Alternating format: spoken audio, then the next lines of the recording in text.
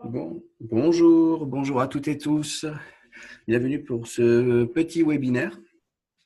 Nous allons démarrer sous peu. On va attendre que les gens arrivent. Ça se connecte petit à petit. Donc aujourd'hui, nous allons parler de numérique. Donc d'ici 2-3 minutes, on va passer sur les autres slides. Je vais me présenter et on va démarrer ça très tranquillement. Donc on est sur un format un peu spécial. Donc si vous avez des questions, n'hésitez pas à les préparer.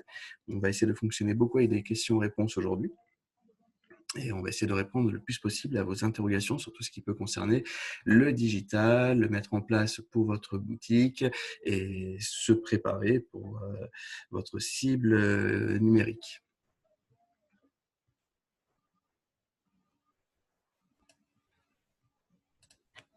Donc, je vois que ça se remplit. Donc, on va faire un peu les présentations d'usage. Donc, je suis David Seul, je suis conseiller digital à la Chambre de commerce de l'Hérault. Je vous remercie encore d'être présent aujourd'hui. Nous avons monté ce webinaire parce que dans la situation actuelle avec le confinement et ce que cela amène au niveau des commerçants avec l'impossibilité d'ouvrir, beaucoup de questions nous arrivent sur les possibilités pour continuer de faire son activité alors que les conditions ne sont absolument pas requises. Et on a pu le voir dans les communications du gouvernement, dans tout ce qui commence à être mis en place. Le numérique est aujourd'hui un peu le levier principal pour pouvoir continuer à être connecté à sa cible, à ses clients et donc continuer à se développer. Donc nous, aujourd'hui, ce qu'on a voulu faire avec ce webinaire, c'est essayer de vous présenter un peu tout ce qui peut être lié à vos interrogations. On a pris à droite à gauche les questions que vous avez pu nous poser. Moi, je reçois beaucoup de mails, je communique beaucoup avec les commerçants pour les accompagner sur les questions digitales. Et donc, on a essayé un peu de vous mettre une synthèse de tout ce qui peut être utile pour vous et peut vous amener à vous connecter à votre cible. Donc, avant de débuter, avant de rentrer dans le vif du sujet, les petites précautions. Vos micros sont coupés. Vous pouvez poser les questions via le chat. Il y a un bouton tout en bas à converser ou discussions, donc vous pouvez poser toutes vos questions dedans. Par contre, ne vous en faites pas si vous ne voyez pas les autres parler dans le chat, c'est normal. Le chat est bloqué, il y a une modération dessus. Vous ne verrez que si moi ou mon collègue Marc Fournier qui va m'accompagner aujourd'hui, qui est notre responsable digital à la Chambre de commerce, si on écrit dessus. Pourquoi on fait ça? Tout simplement parce que malheureusement, on a déjà eu l'expérience sur les précédents webinaires que nous avons animés ces dernières semaines. Nous pouvons avoir des prestataires web qui viennent se mêler aux commerçants et qui vont faire un peu leur pub. Et ce n'est pas vraiment ce que nous attendons. Ils sont pas là, on n'est pas là pour faire la pub des prestataires. Donc c'est pour ça. N'hésitez pas à poser toutes les questions que vous aurez au fur et à mesure de la présentation. On va essayer d'y répondre le mieux possible. Donc, si on est bon pour vous, on va démarrer. Et sachez aussi qu'en ce moment, le live est diffusé sur Facebook Live et dès qu'on aura terminé, il sera en replay. Hop. Donc, le sujet, c'est commerçants, solutions en temps de crise. Qu'est-ce que nous allons voir aujourd'hui? C'est les grandes tendances. Donc, on va juste voir quelques chiffres. On va avoir 2-3 leviers marketing, des choses un peu qui nous sont remontées. Il voudrait y avoir quelques explications sur le sujet. On va faire un gros focus sur le site internet. À quoi sert le site internet? Quels sont les différents types de sites internet? Pareil sur le click and collect. C'est aujourd'hui pour vous un outil important pour continuer de vendre. La visibilité, on verra un peu tout ce qui va être référencement, comment se montrer sur les moteurs de recherche, que ce soit en naturel, que ce soit en payant. On va aussi faire un petit morceau sur les réseaux sociaux, qui sont les réseaux sociaux qui fonctionnent aujourd'hui, comment vendre sur les réseaux sociaux, notamment Facebook et Instagram. Et on fera un petit tour à la fin sur les aides qui sont disponibles pour vous et on vous a mis une petite section d'outils et de petits liens qui pourront vous être utiles par la suite. Donc, si on est bon, on va débuter très tranquillement. Quelques chiffres, on ne va pas rentrer dans le détail de ces chiffres. En gros, on vous a mis quand même qu'aujourd'hui, il y a assez peu d'indépendants qui ont un site internet. C'est normal parce que pour vous, parce que vous êtes avant tout les indépendants connectés aujourd'hui, il y a pas mal de freins. Vous dites qu'il n'y a pas nécessairement la place pour vous, que les grosses écuries sont déjà positionnées et vous n'arriverez pas à vous montrer par rapport à eux, ce qui n'est pas le cas. Donc, on va un peu voir tout ce qui peut être fait pour pouvoir se positionner vis-à-vis d'eux. Dans les chiffres intéressants, en 2019, pour la première fois, le chiffre d'affaires du commerce en ligne a dépassé la barre des 100 milliards. Donc, on est en pleine expansion. Chaque année, ce chiffre continue d'augmenter. Chaque année, le nombre d'achats en ligne continue d'augmenter et ça devient de plus en plus une habitude qui vient se juxtaposer aux habitudes de consommation physique. Donc, c'est un nouveau levier, c'est une nouvelle façon de communiquer pour vous, c'est des nouvelles façons de présenter vos produits. Aujourd'hui, qu'est-ce que ça veut dire d'être présent sur Internet? Être présent sur Internet, c'est être présent sur les moteurs de recherche. Alors, au lieu de mettre le moteur de recherche, on vous a mis directement Google parce que c'est vrai qu'en France et en Europe globalement, c'est Google qui est positionné vraiment comme étant le leader du marché. Sur l'Amérique du Nord, c'est vrai que Bing, Yahoo sont un peu plus positionnés, mais aujourd'hui, nous, on travaille beaucoup plus sur Google. C'est être aussi présent sur les sites Internet. Donc, c'est avoir son site internet, que ce soit un site vitrine, que ce soit un site d'e-commerce. On verra un peu les différents types de sites qui existent, les différentes technologies qui existent. C'est être bien sûr présent sur les réseaux sociaux, Facebook, Instagram, même aujourd'hui Pinterest, c'est un excellent outil, YouTube aussi. Les places de marché. Alors, je vous ai enlevé Amazon parce qu'on n'est pas là aujourd'hui pour parler d'Amazon, mais les places de marché, que ce soit des places de marché locales, que ce soit des places de marché euh, ciblés sur une thématique en particulier sont aussi des leviers pour se faire connaître. Les comparateurs de services. Alors, comparateur de services, en tant que commerçant, vous y êtes un peu moins soumis. C'est plus la cible touristique qui est positionnée dessus. Mais dans comparateur de services, souvent, il y a aussi la notion de e-réputation. Et la e-réputation, quelle que soit l'activité que nous avons, c'est quelque chose d'hyper important à gérer. Et les annuaires. Les annuaires, aujourd'hui, on sera plus pour les artisans, les entreprises de l'industrie, du BTP. Là aussi, en tant que commerçant, vous êtes un peu moins soumis, mais c'est encore des choses qui existent. Ça fait partie un peu de l'ancienne génération du web, mais qui aujourd'hui continue d'exister. Si on va être visible sur Internet, on va être visible pour faire certaines choses. On va être visible pour pouvoir attirer une nouvelle clientèle, pour pouvoir convertir cette clientèle et pour pouvoir la fidéliser. Donc, c'est ce que nous allons voir au fur et à mesure de notre présentation. Alors, il y a beaucoup de slides dans la présentation. On ne va pas nécessairement rester beaucoup de temps à chaque fois. Le principe, c'est de voir très rapidement. À la fin de la présentation, on vous enverra le PowerPoint sous forme de PDF avec tous les liens, avec tous les supports dont vous aurez besoin pour explorer un peu plus en profondeur. Parce que de toute façon, il y a certaines thématiques que nous allons voir aujourd'hui qui méritent des webinaires entiers sur 2 heures, 3 heures. Donc, on va surtout voir les différents leviers qui sont à votre disposition. Et quand on veut être visible sur Internet, il faut aussi savoir par quels canaux communiquer avec ceux qui aujourd'hui sont peut-être des étrangers, ceux qui sont déjà des prospects, ceux qui sont déjà des cibles. Et pour communiquer, il y a différentes manières. Aujourd'hui, il y a différents canaux stratégiques. Donc, le canal simple, on ne va pas nécessairement en parler parce que c'est quelque chose qui aujourd'hui est un peu désuet et passé un peu à la trappe par rapport aux autres canaux qui vous sont proposés. Le premier, c'est le multicanal. Le multicanal, c'est une stratégie marketing qui signifie littéralement plusieurs canaux. C'est logique, ça consiste à diversifier les canaux de contact et de sollicitation marketing tout en appliquant une approche qui est séparée et différenciée.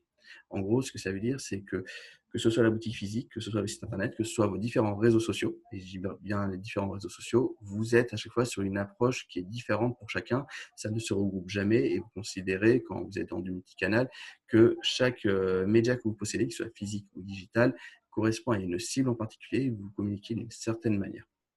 C'est quelque chose qui a été mis en place il y a déjà quelques années et qui commence à un peu, là aussi, être désuet, à être remplacé par ce qu'on appelle le cross-canal. Le cross-canal, c'est assez simple, c'est l'idée de passerelle entre les différents canaux de contact. C'est-à-dire qu'on va faire interagir les canaux entre eux afin que le client passe facilement de l'un à l'autre et de manière assez fluide. Par exemple, le click and collect qu'on verra tout à l'heure est un exemple de cross-canal.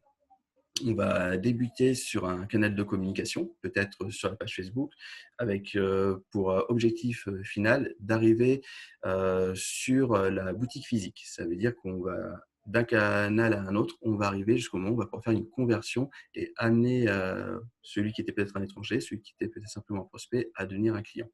Et l'omnicanal, on ne va pas trop rester dessus parce qu'aujourd'hui, c'est quelque chose qui est un peu moins, on va dire, disposé pour une cible commerçant de proximité. Mais c'est placer l'expérience client au centre du process. C'est-à-dire, on ne pense plus en termes de canaux, mais en termes de client et de son parcours qu'il soit physique ou digital. Donc, ça veut dire avoir peut-être des bandes digitales, mettre en place des QR codes. L'objectif, c'est de proposer une expérience qui est plus riche, ludique et personnalisée. Et ce qui dit expérience qui est plus riche, c'est aussi plus de temps y consacrer, plus de moyens y consacrer. Aujourd'hui, on est vraiment dans l'ère du cross-canal, notamment pour des commerces tels que les vôtres. Justement, n'hésitez pas à me mettre dans le chat un peu quelles sont les entreprises que vous avez, dans quelle branche vous êtes. C'est toujours intéressant.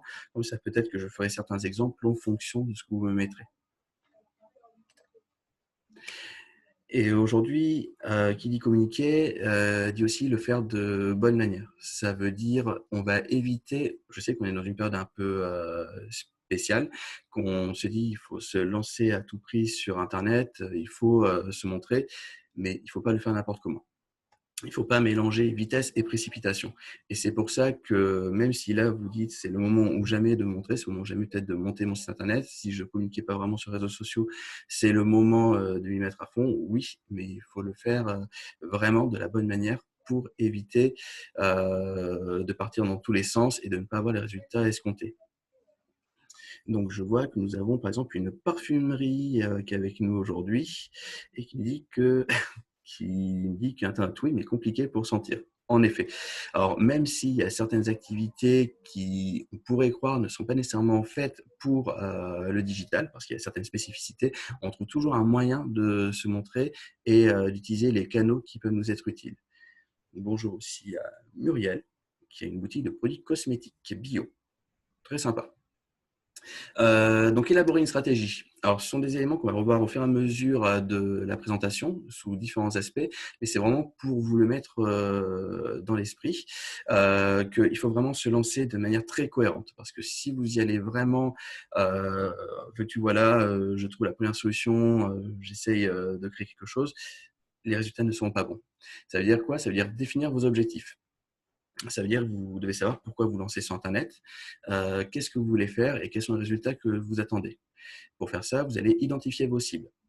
C'est le concept de persona, ça veut dire identifier les cibles aujourd'hui qui sont vos clients, de manière nominative, de connaître leur parcours d'achat, de connaître leur parcours de vie pour pouvoir savoir comment communiquer vers eux. Puisqu'à partir du moment où vous connaîtrez vos cibles, vous saurez comment ils font leurs achats, donc analyse du parcours d'achat, et vous pourrez élaborer les contenus qui sont adaptés à chacune de ces cibles pour pouvoir les toucher et pour pouvoir les convertir et pour pouvoir les fidéliser. Observation de la concurrence, parce que même si on a eu tendance à dire par le passé qu'en communication, il fallait éviter de trop avoir de la concurrence pour se forger sa propre image, en réalité, sur Internet, regarder comment fait la concurrence pour en prendre le bon et en rejeter le mauvais, c'est une excellente chose. Donc quand on se lance, quels que soient les différents médias qu'on va utiliser, c'est toujours une bonne chose de regarder comment les autres font pour pouvoir s'adapter et ne pas reproduire peut-être les erreurs qu'eux-mêmes ont fait. Définition des ressources et outils, savoir qu'est-ce que l'on va utiliser pour se lancer, qu'est-ce qui existe. Vous allez peut-être voir que vous avez besoin d'un logiciel ou d'une plateforme pour relier un site internet que vous voulez créer avec votre logiciel de caisse. Voilà, ce sont ce genre de choses qu'il va falloir évaluer parce que ce sera hyper important dans votre gestion, dans votre logistique, mais aussi dans l'aspect financier que vous allez mettre pour concevoir votre image. Et bien sûr, la mesure des résultats obtenus. Le truc qui est hyper important, c'est que si vous vous lancez et que vous ne mettez rien en place pour savoir si vous atteignez les objectifs que vous avez fixés, en fait, les objectifs ne servent à rien. Donc, il est très important dès le départ, quand on se fixe des objectifs, d'essayer de les quantifier. Ça veut dire que si vous lancez, par exemple, sur le site internet, ça va être possiblement, c'est un site internet de vente, tant de visiteurs, combien je souhaite qu'il y ait de conversion jusqu'au moment où le tunnel d'achat est complété. Donc, je regarde, il y a des questions. J'ai un spa à main dans les cuissons de Montpellier. Je lance une gamme de produits sur une boutique en ligne pour la vente de bougies parfumées 100% végétales et des parfums d'ambiance en Made in France. Je vois que nous sommes très aujourd'hui sur le bio et le Made in France et ça fait toujours plaisir d'être un peu dans la partie artisanale, locale et développement durable. Donc, si vous voulez bien, on va partir sur le site internet. Donc, le site internet, qu'est-ce que c'est? En gros, c'est l'élément central de toutes les stratégies que vous allez mettre en place. Vous n'êtes pas obligé d'avoir un site internet, mais à partir du moment où vous allez le lancer, il faut bien comprendre que tous les médias que vous allez mettre autour vont avoir pour seul but soit de renvoyer vers lui, soit de renvoyer vers la boutique physique. Et souvent, le renvoi vers la boutique physique va passer par le site internet. C'est-à-dire que si vous avez des médias sociaux, vous allez mettre du Facebook, vous allez mettre du Instagram, le but, ça va être qu'il renvoie vers le site internet pour que le client ait la meilleure expérience possible.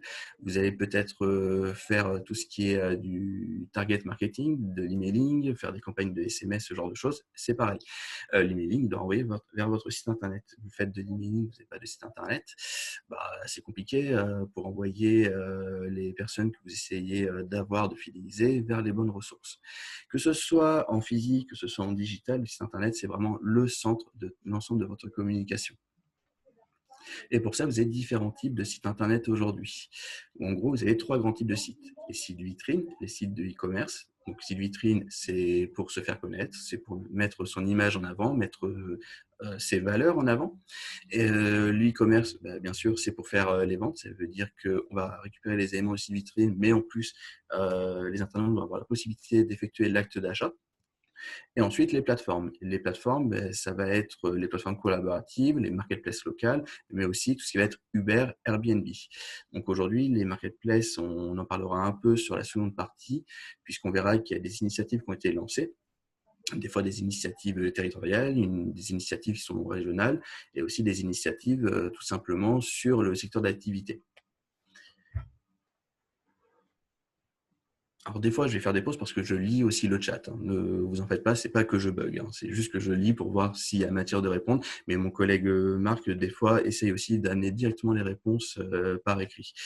Il est d'une grande aide et je le remercie pour son soutien aujourd'hui. Donc, que nous avait dit... Ah, j'ai pas la première partie, la question de Anne. Ok. Donc, le site internet, comment ça fonctionne? C'est en général, on va essayer de capter ce qu'on appelle les étrangers, des inconnus, des personnes qui ne connaissent pas votre marque. On va les attirer pour les transformer en visiteurs qui commencent à apprendre à vous connaître. Ce sont des visiteurs si notre contenu est engageant et s'il est intéressant et s'il correspond à la recherche qu'ils ont fait. Ça permet de les engager, ça devient donc des prospects, des potentiels acheteurs. On va essayer de conclure la vente en faisant un beau tunnel d'achat et en mettant toutes les qualités de nos produits ou de nos services à portée de main. Ça devient des clients. Et le client, qu'est-ce qu'il faut qu'il devienne? Il faut qu'il devienne un prescripteur. Donc, il faut le fidéliser pour qu'il devienne un ambassadeur et qu'il puisse lui-même communiquer sur votre marque, sur ce que vous vendez. Donc, pour faire des sites aujourd'hui, il y a trois grandes solutions pour faire des sites. Il y en a une, on va la laisser de côté aujourd'hui, ce sont les sites qui sont faits entièrement de A à Z. Donc, on va les laisser en main de côté, excusez-moi, parce que ce sont des solutions qui sont hyper coûteuses, qui peuvent être longs à développer. Alors, ce qui est très bien, c'est qu'elles sont parfaitement adaptées à vos besoins, parce que ça sera un site qui est vraiment unique, qui est fait pour vous. Mais aujourd'hui, ce sont des fonds qui sont importants à déployer et on n'est pas nécessairement dans une optique de faire ce genre de choses.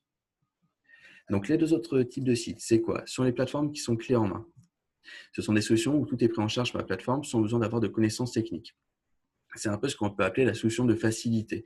Ça veut dire que vous allez aller sur des solutions comme Wix, Shopify, Jimdo ou EasyShop. Vous n'avez pas besoin de chercher un hébergeur. Vous allez rentrer un nom de domaine si vous souhaitez un nom de domaine. Vous allez sélectionner une formule d'abonnement puisque ça fonctionne avec un abonnement. Et tout est fait pour vous permettre de faire quelque chose qui est plus ou moins professionnel. C'est plus vous, votre respect design qui va faire que le résultat soit professionnel ou pas. Et très rapidement, l'espace de quelques heures, pouvoir avoir un résultat et vous faire connaître. J'ai une petite question sur Facebook Live de Nathalie. Bonjour, nous venons d'ouvrir une boutique de jeux de société fantôme sans notoriété. C'est difficile de vendre sur le site. Comment se faire connaître? Pour se faire connaître, sur le moyen terme, ça va être de travailler votre référencement naturel, et on le verra un peu après, pour être reconnu par les moteurs de recherche. Sur le court terme, ça va être de manière gratuite de capitaliser sur vos réseaux sociaux.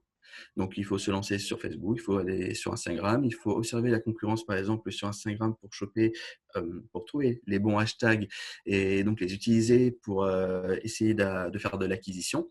Et si vous comptez y mettre du budget, le référencement payant, qui est en fait de la pub, peut aussi être un bon moyen de faire une petite notoriété. Ça ne va pas nécessairement aider votre référencement naturel, donc faire remonter votre site internet dans les résultats de Google, mais c'est une bonne première approche. Mais ce sont des éléments que l'on verra donc rapidement dans les prochaines slides. Donc on rentrera un peu plus dans le détail, il n'y aura pas de souci.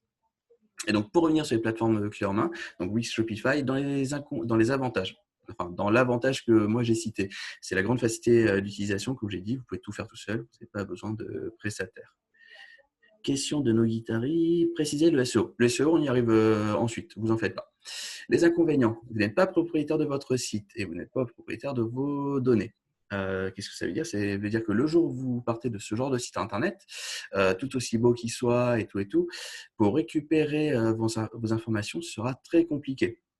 Alors, vous pouvez toujours entamer la discussion avec les plateformes, avec les relations clients de ces plateformes. Il y a des possibilités de récupérer, mais ce n'est pas aisé. Et de base, partie du principe que tout ce que vous mettez sur leur site, étant donné qu'ils sont hébergés chez eux, rien ne vous appartient.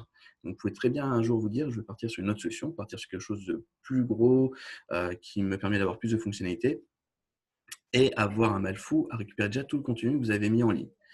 Le référencement n'est pas totalement optimisé. Donc, Nougui nous parlait de préciser le SEO, qui est le référencement naturel. Le référencement s'améliore au fur et à mesure du temps sur ce genre de plateforme, mais on n'est pas encore dans le top. Il y a pas mal d'éléments que vous ne pouvez pas contrôler, notamment la partie technique du site, vous n'avez pas d'emprise dessus, et ce qui fait que pour remonter dans les premiers résultats de Google, ce ne sera pas évident. En fait, ce sera encore moins évident qu'avec les autres types de plateformes.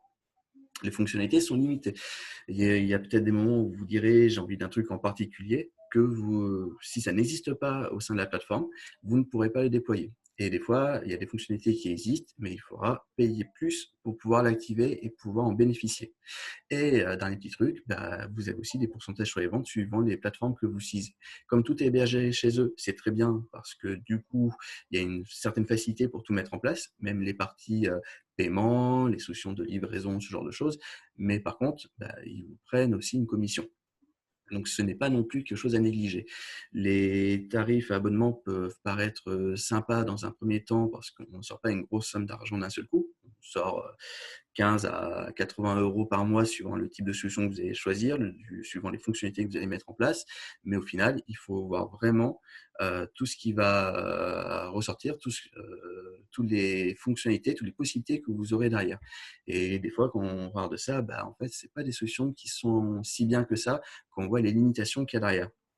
Donc moi, je serais tenté de vous dire, si vous pouvez éviter de partir sur ce genre de solution, si vous pouvez partir sur les sites qu'on va voir un peu par la suite, c'est une bonne chose. Si vous voulez vous tester, si vous n'êtes peut-être pas dans l'idée d'être périn, mais là, d'avoir une solution aujourd'hui de remplacement à votre outil physique, ça peut être quelque chose à envisager. Mais par contre, je vous conseillerais jamais vraiment de considérer que ce type de site-là, c'est le site que vous allez faire vivre au fur et à mesure du temps sur la durée et que ce soit vraiment un axe principal, soit pour votre visibilité, soit pour faire des ventes. Donc, les autres types de sites, ce sont ce qu'on appelle les CMS. On ne va pas trop rester sur les termes un peu techniques compliqués. En gros, ce sont les sites comme WordPress, PrestaShop. Ce sont des plateformes de conception gratuites, puissantes modulables, et qui seront installées chez un hébergeur. En gros, qu'est-ce que ça veut dire? C'est qu'en eux-mêmes, ces outils-là sont gratuits. C'est ce qu'on appelle des outils qui sont open source. Ce sont des outils qui évoluent constamment, qui sont alimentés par une communauté. Et si vous êtes formé, vous pouvez très bien l'utiliser et tout faire quasiment gratuitement. Vous allez payer un hébergeur, vous allez payer votre nom de domaine, vous allez peut-être payer certaines fonctionnalités supplémentaires, donc le rajout de certains modules, avoir un thème graphique qui est joli. Mais si vous savez y faire, vous pouvez quasiment tout faire gratuitement. Par contre, moi, je ne vais pas vous dire de tout faire tout seul, parce qu'il y a quand même des subtilités qu'on ne maîtrise pas, et pour avoir vraiment un site qui est totalement professionnel et qui est vraiment bien fait, mieux vaut passer par un prestataire. Nous avons une question d'Albert. Il est préférable d'utiliser lequel? Quelles sont les différences majeures entre PrestaShop et WP? Donc WP, c'est WordPress. Donc WordPress, PrestaShop. Du coup, je vous fais les avantages et inconvénients et je réponds à la question d'Albert. Les avantages, c'est que vous êtes propriétaire de votre site, de vos données. Ça veut dire que vous allez vous-même choisir votre hébergeur avec l'aide d'un prestataire si vous passez par un prestataire. Vous allez choisir votre nom de domaine, vous aurez l'ensemble des accès et si un jour vous n'entendez plus avec votre prestataire, vous voulez partir sur autre chose, vous avez tout, vous pouvez tout embarquer avec vous et repartir sur d'autres solutions avec toutes vos infos. Là, tout vous appartient, ça c'est excellent. L'interface d'administration est accessible. Ça veut dire que même s'il y a des subtilités, il y aura besoin d'un prestataire pour entrer vraiment à fond dans le produit et en sortir la quintessence et vraiment pouvoir avoir le site que vous souhaitez, vous, dans la gestion au quotidien, les interfaces sont faites pour que vous n'ayez besoin d'aucune connaissance technique, juste de la logique et une petite formation, peut-être votre prestataire au début, pouvoir avoir un résultat qui est cohérent et que vous puissiez vous en sortir quotidiennement pour gérer, si vous faites de la vente en ligne, vos ventes, vos envois, ce genre de choses. Et si c'est juste un site de type blog ou vitrine, ben, mettre vous-même tout le contenu en ligne sans devoir à chaque fois demander à quelqu'un d'autre de le faire. Une grande adaptabilité, ça veut dire que ce sont des solutions qui fonctionnent par briques. C'est-à-dire que vous avez énormément de fonctionnalités de départ et ensuite vous allez en rajouter d'autres avec ce qu'on appelle des modules, des extensions. Et donc la question d'Albert qui était quelles sont les différences majeures entre PrestaShop et WordPress, ça va être à ce niveau-là. WordPress à l'origine, c'est plus une plateforme qui a été faite pour faire du blogging. Elle a énormément évolué avec le temps. Aujourd'hui, il y a plus d'un tiers des sites dans le monde qui sont équipés de WordPress, qui sont alimentés par WordPress. Et donc, on l'utilise à la fois pour faire des sites vitrines, à la fois pour faire du blogging, mais aussi pour faire des sites de e-commerce, puisqu'il existe une extension très connue qui s'appelle WooCommerce, qui permet de passer le site en e-commerce. Et ça fonctionne très bien. La grosse différence avec PrestaShop, c'est que PrestaShop, lui, est totalement dédié au e-commerce dès le départ. Ça veut dire que vous installez PrestaShop, vous avez déjà tout ce qu'il faut pour faire du e-commerce. Bien sûr, il y aura certaines fonctionnalités qu'il faudra rajouter par la suite, si vous êtes vraiment dans un niveau de finesse très important, mais en tout cas, lui est beaucoup plus orienté vers le e-commerce. Dans les différences majeures qu'on peut avoir entre les deux, c'est de base, WordPress peut vous coûter moins cher sur certains aspects. Si vous achetez des extensions parce que vous avez besoin peut-être de faire des variations très compliquées de produits, peut-être vous voulez faire des bons cadeaux, des codes de réduction, ce genre de choses, en général, que ce soit dans le thème graphique ou que ce soit dans les modules, WordPress coûte toujours un peu moins cher et a besoin d'une plateforme technique un peu plus light que PrestaShop. Mais voilà, les différences majeures entre les deux, c'est vraiment WordPress, c'est un outil global qui permet de tout faire. PrestaShop est de base orienté vers le e-commerce. Dans le dernier avantage, l'optimisation pour les moteurs de recherche. Avant ça, je prends la question d'Eleonore, ou plutôt la réflexion d'Eleonore. WooCommerce est une extension donc moins complète que le module de PrestaShop. Tout à fait. WooCommerce fonctionne très bien, il s'améliore avec le temps. C'est une extension qui est gratuite, mais c'est vrai que vous aurez besoin de pas mal de choses supplémentaires pour vraiment rentrer dans un certain niveau de finesse. Et là, je pense aux variations, et je pense, si je ne me trompe pas, que pour les variations, vous aurez besoin d'une extension supplémentaire, alors que dans PrestaShop, les variations sont gérées de base. Mais clairement, on peut faire de très beaux sites de e-commerce avec WordPress. Il n'y a pas trop de problèmes là-dessus. Et l'honneur nous rajoute, et il est peut-être plus facile à utiliser quand on débute. Tout à fait. L'interface d'administration de WordPress est quand même plus simple à utiliser. Après, des retours que j'ai des professionnels qui installent à la fois des sites de WordPress et PrestaShop, les fonctionnalités sont très bien implantées dans PrestaShop, donc sur vraiment la partie vente et tout le tunnel d'achat, PrestaShop est vraiment très bien et on ne se perd pas dedans, quoi. Ça fonctionne plutôt bien. Donc du coup, je reviens à mon optimisation pour les moteurs de recherche. Pour faire son SEO, donc son référencement naturel et remonter dans les résultats de Google, ce sont des outils qui sont très bons. Il peut avoir certaines peut-être petites lourdeurs techniques, on va dire, mais clairement, ça fonctionne beaucoup mieux que les sites que je vous ai présentés juste avant. Et dans les inconvénients, on ne peut généralement pas les déployer seul. Comme je vous l'ai dit, vous pouvez très bien vous former, vous pouvez le faire seul, mais moi, je vous conseillerais toujours de passer par un prestataire parce que le prestataire aura des connaissances techniques qui vont au-delà de tout ce que l'on peut voir à l'écran et qui pourra faire de l'optimisation que vous, même en vous formant, vous ne pourrez pas nécessairement faire. Et ça, on le verra lorsqu'on abordera la partie référencement naturel, c'est plutôt important. Une autre question, ces sites sont-ils reliables à la gestion de stock des logiciels de caisse? Tout à fait. Alors, tout à fait, mais c'est un peu plus complexe. On peut très bien relier les sites WordPress, PrestaShop à des logiciels de caisse, mais ça va dépendre des logiciels de caisse puisque chaque logiciel est différent et il faut bien prendre en compte au départ lorsque vous allez choisir vers quel logiciel vers quelle plateforme vous allez vous orienter, si votre logiciel existant, si vous possédez déjà, il existe les passerelles pour pouvoir faire le lien entre les deux. Il y a tellement de logiciels de caisse différents et de logiciels de stock que clairement, c'est quelque chose à bien prendre en compte. C'est une excellente question. Il faut vraiment le prendre en compte dès le départ. Peut-être que vous aurez un logiciel de gestion de stock qui n'est pas compatible PrestaShop, mais qui sera compatible WordPress ou vice-versa. Donc, c'est des données à prendre en compte. Et sachez aussi que les passerelles, souvent, c'est un budget à rajouter par-dessus parce que la liaison, si elle n'est pas mise en place de manière native ou si ça passe des fois par des développeurs tiers, ce qui existe, j'ai déjà vu des logiciels de caisse qui passaient par des développeurs tiers, vous allez devoir rajouter quand même un peu d'argent pour pouvoir installer la liaison. Donc, ce n'est pas négligeable. Même question pour relier les sites à des marketplaces. Oui, vous pouvez relier WordPress et PrestaShop au marketplace. Il existe des connecteurs. Et on verra aussi que sur les solutions de vente de Facebook, il existe la possibilité de relier au site Internet. Et même sur des sites clés en main, comme on a vu tout à l'heure. Si on est bon dessus, hop. Donc, avant de se lancer, c'est là où je vous disais, on aura un peu de redite à certains moments, mais c'est vraiment pour vous faire comprendre que se lancer de but en blanc, quel que soit le média, notamment sur le site internet, c'est pas la chose à faire. Donc, il y a toujours toute une phase de réflexion. Et donc là, on vous a mis un peu les grandes questions à se poser. Donc, avant de se lancer dans tout projet de création de site web, première question, quel est mon objectif sur Internet? Est-ce que je suis là simplement pour me montrer, avoir de la visibilité, faire connaître ma marque? Est-ce que c'est pour faire de la vente en ligne? Ça va déjà déterminer peut-être vers quel type de plateforme vous allez partir. Et à partir de cette question-là, on va de nouveau revoir quelle est ma cible. Donc, c'est le travail marketing qu'on a vu sur une slide précédente. À partir de mon objectif, à partir de ma cible, quels sont les contenus que je vais proposer? Si vous faites de la vente en ligne, c'est simple. Contenu de base, vous allez mettre vos fiches produits pour que les gens puissent acheter vos produits. Mais ce n'est pas tout. Suivant le type de cible que vous avez, même si vous faites de la vente en ligne, vous allez peut-être mettre du contenu supplémentaire, du tutoriel, vous allez peut-être mettre des articles de blog, ce genre de choses.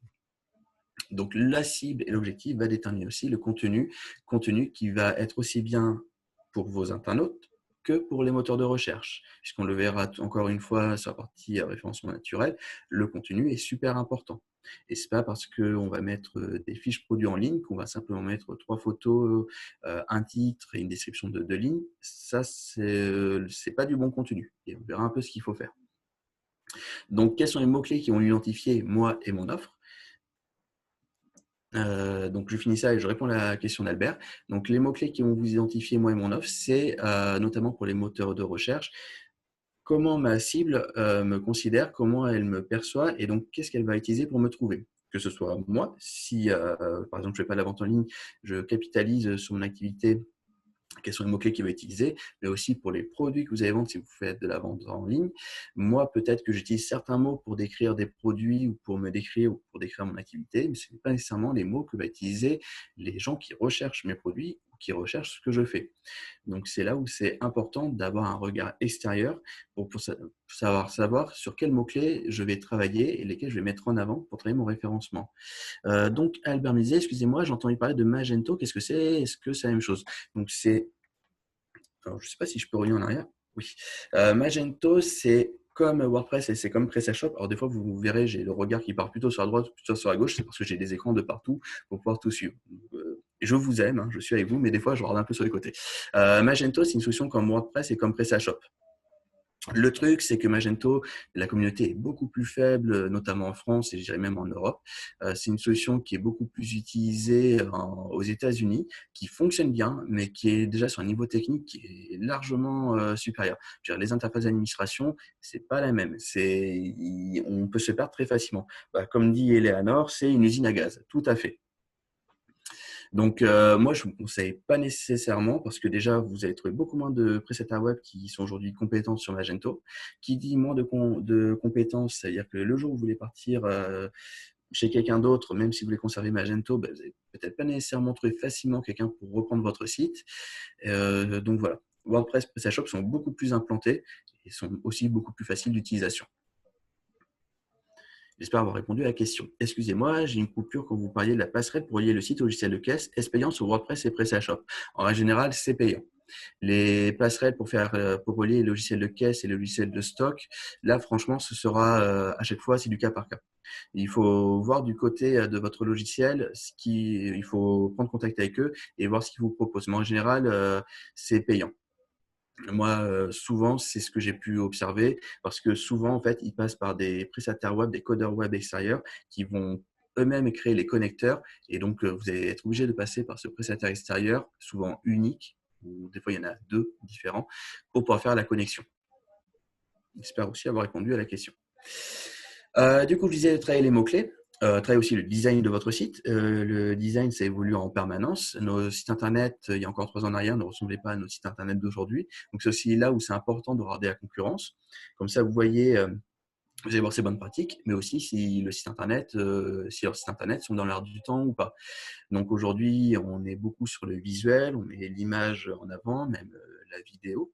Donc il ne faut pas hésiter à regarder tout ce qui se fait, que ce soit dans votre secteur d'activité ou en dehors du secteur d'activité. Et ou sinon, aussi revenir vers moi, je suis aussi là pour ça, pour vous conseiller dessus.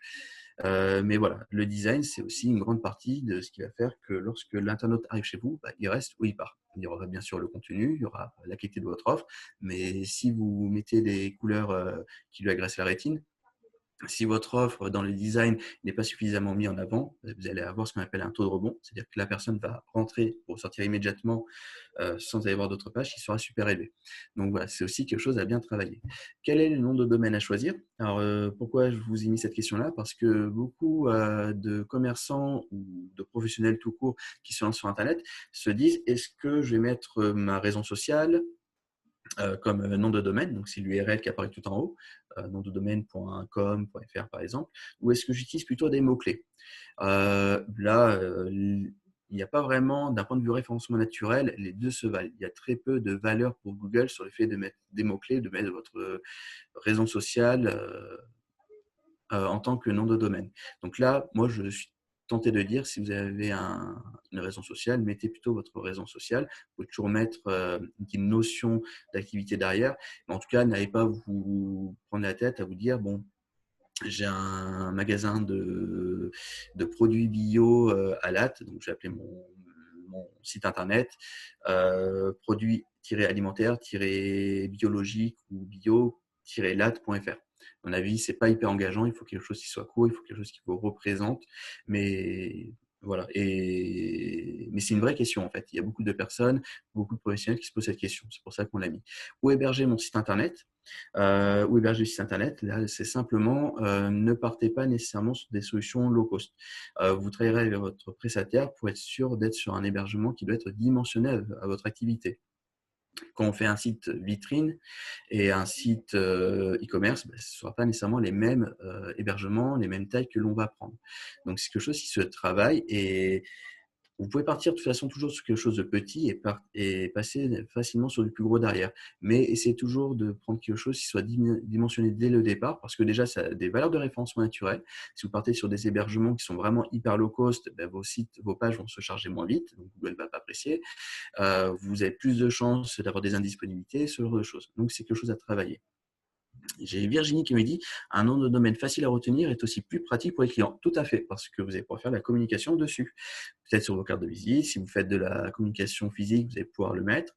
Et au tout début, avant qu'ils deviennent vos clients, les gens vont venir vous trouver soit par du référencement, on va dire direct, c'est-à-dire ils vont peut-être vous trouver via les réseaux sociaux, via la communication payante que vous allez faire comme Google Ads, mais ils vont aussi vous trouver par les mots-clés que vous allez utiliser pour vous trouver dans les moteurs de recherche. À partir du moment où ils vous connaissent, ils vont souvent revenir vers vous simplement en tapant dans leur barre de recherche sur le moteur de recherche les premières lettres de votre nom de domaine. Donc voilà, comme le dit Virginie, il faut quelque chose qui soit facile à retenir pour qu'ils se disent tiens, aujourd'hui, je vais aller sur le site de Virginie-bio. Donc ils vont commencer à taper Virginie au lieu de commencer à taper Virginie, je ne sais pas ce que vous faites du tout, hein, mais au lieu de taper carotte-bio-directement-producteur.fr. Et ensuite, quels sont mes budgets pour créer mon site internet et pour mon marketing? Donc, à ce niveau-là, on a une question qui arrivait un peu avant par mail. Quelqu'un qui me demandait comment avoir un site internet de vente avec toutes les options de paiement, de livraison et gratuit. Ça n'existe pas. Enfin, si ça existe, n'allez pas dessus. C'est la seule chose que j'ai à vous dire. Si ce genre de solution existe, et ça doit sûrement exister, ce n'est pas quelque chose qui va être profitable pour vous. enfin, je vais vous dire malheureusement, parce qu'en ce moment, on est dans une période où c'est compliqué, il y a un budget à mettre, quoi qu'il arrive, pour se faire connaître sur Internet.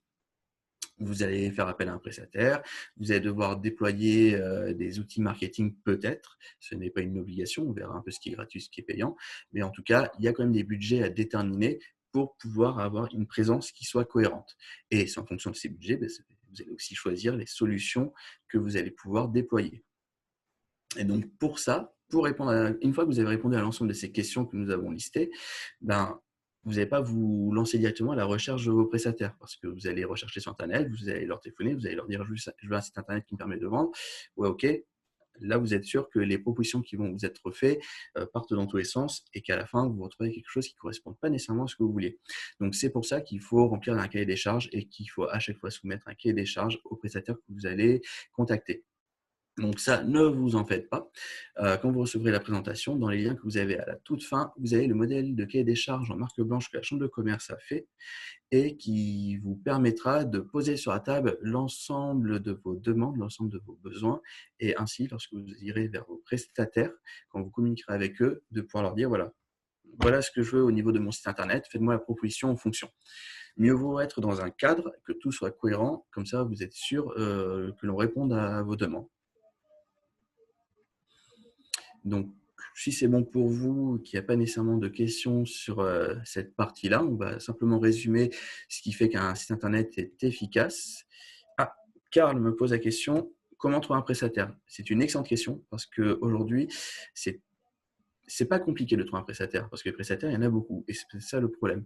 Aujourd'hui, sur tout ce qui est les entreprises de services, notamment les prestataires web, vous avez de tout. Vous avez, parce que notamment avec l'arrivée de la micro-entreprise il y a quelques années, ça permet de se lancer assez facilement. Donc, vous avez à boire et à manger, je suis tenté de dire. Et c'est compliqué de savoir, quand on fait une recherche sur des prestataires, qui est vraiment bon, qui ne l'est pas. Donc, c'est pour ça qu'il est toujours important de faire plusieurs demandes de devis.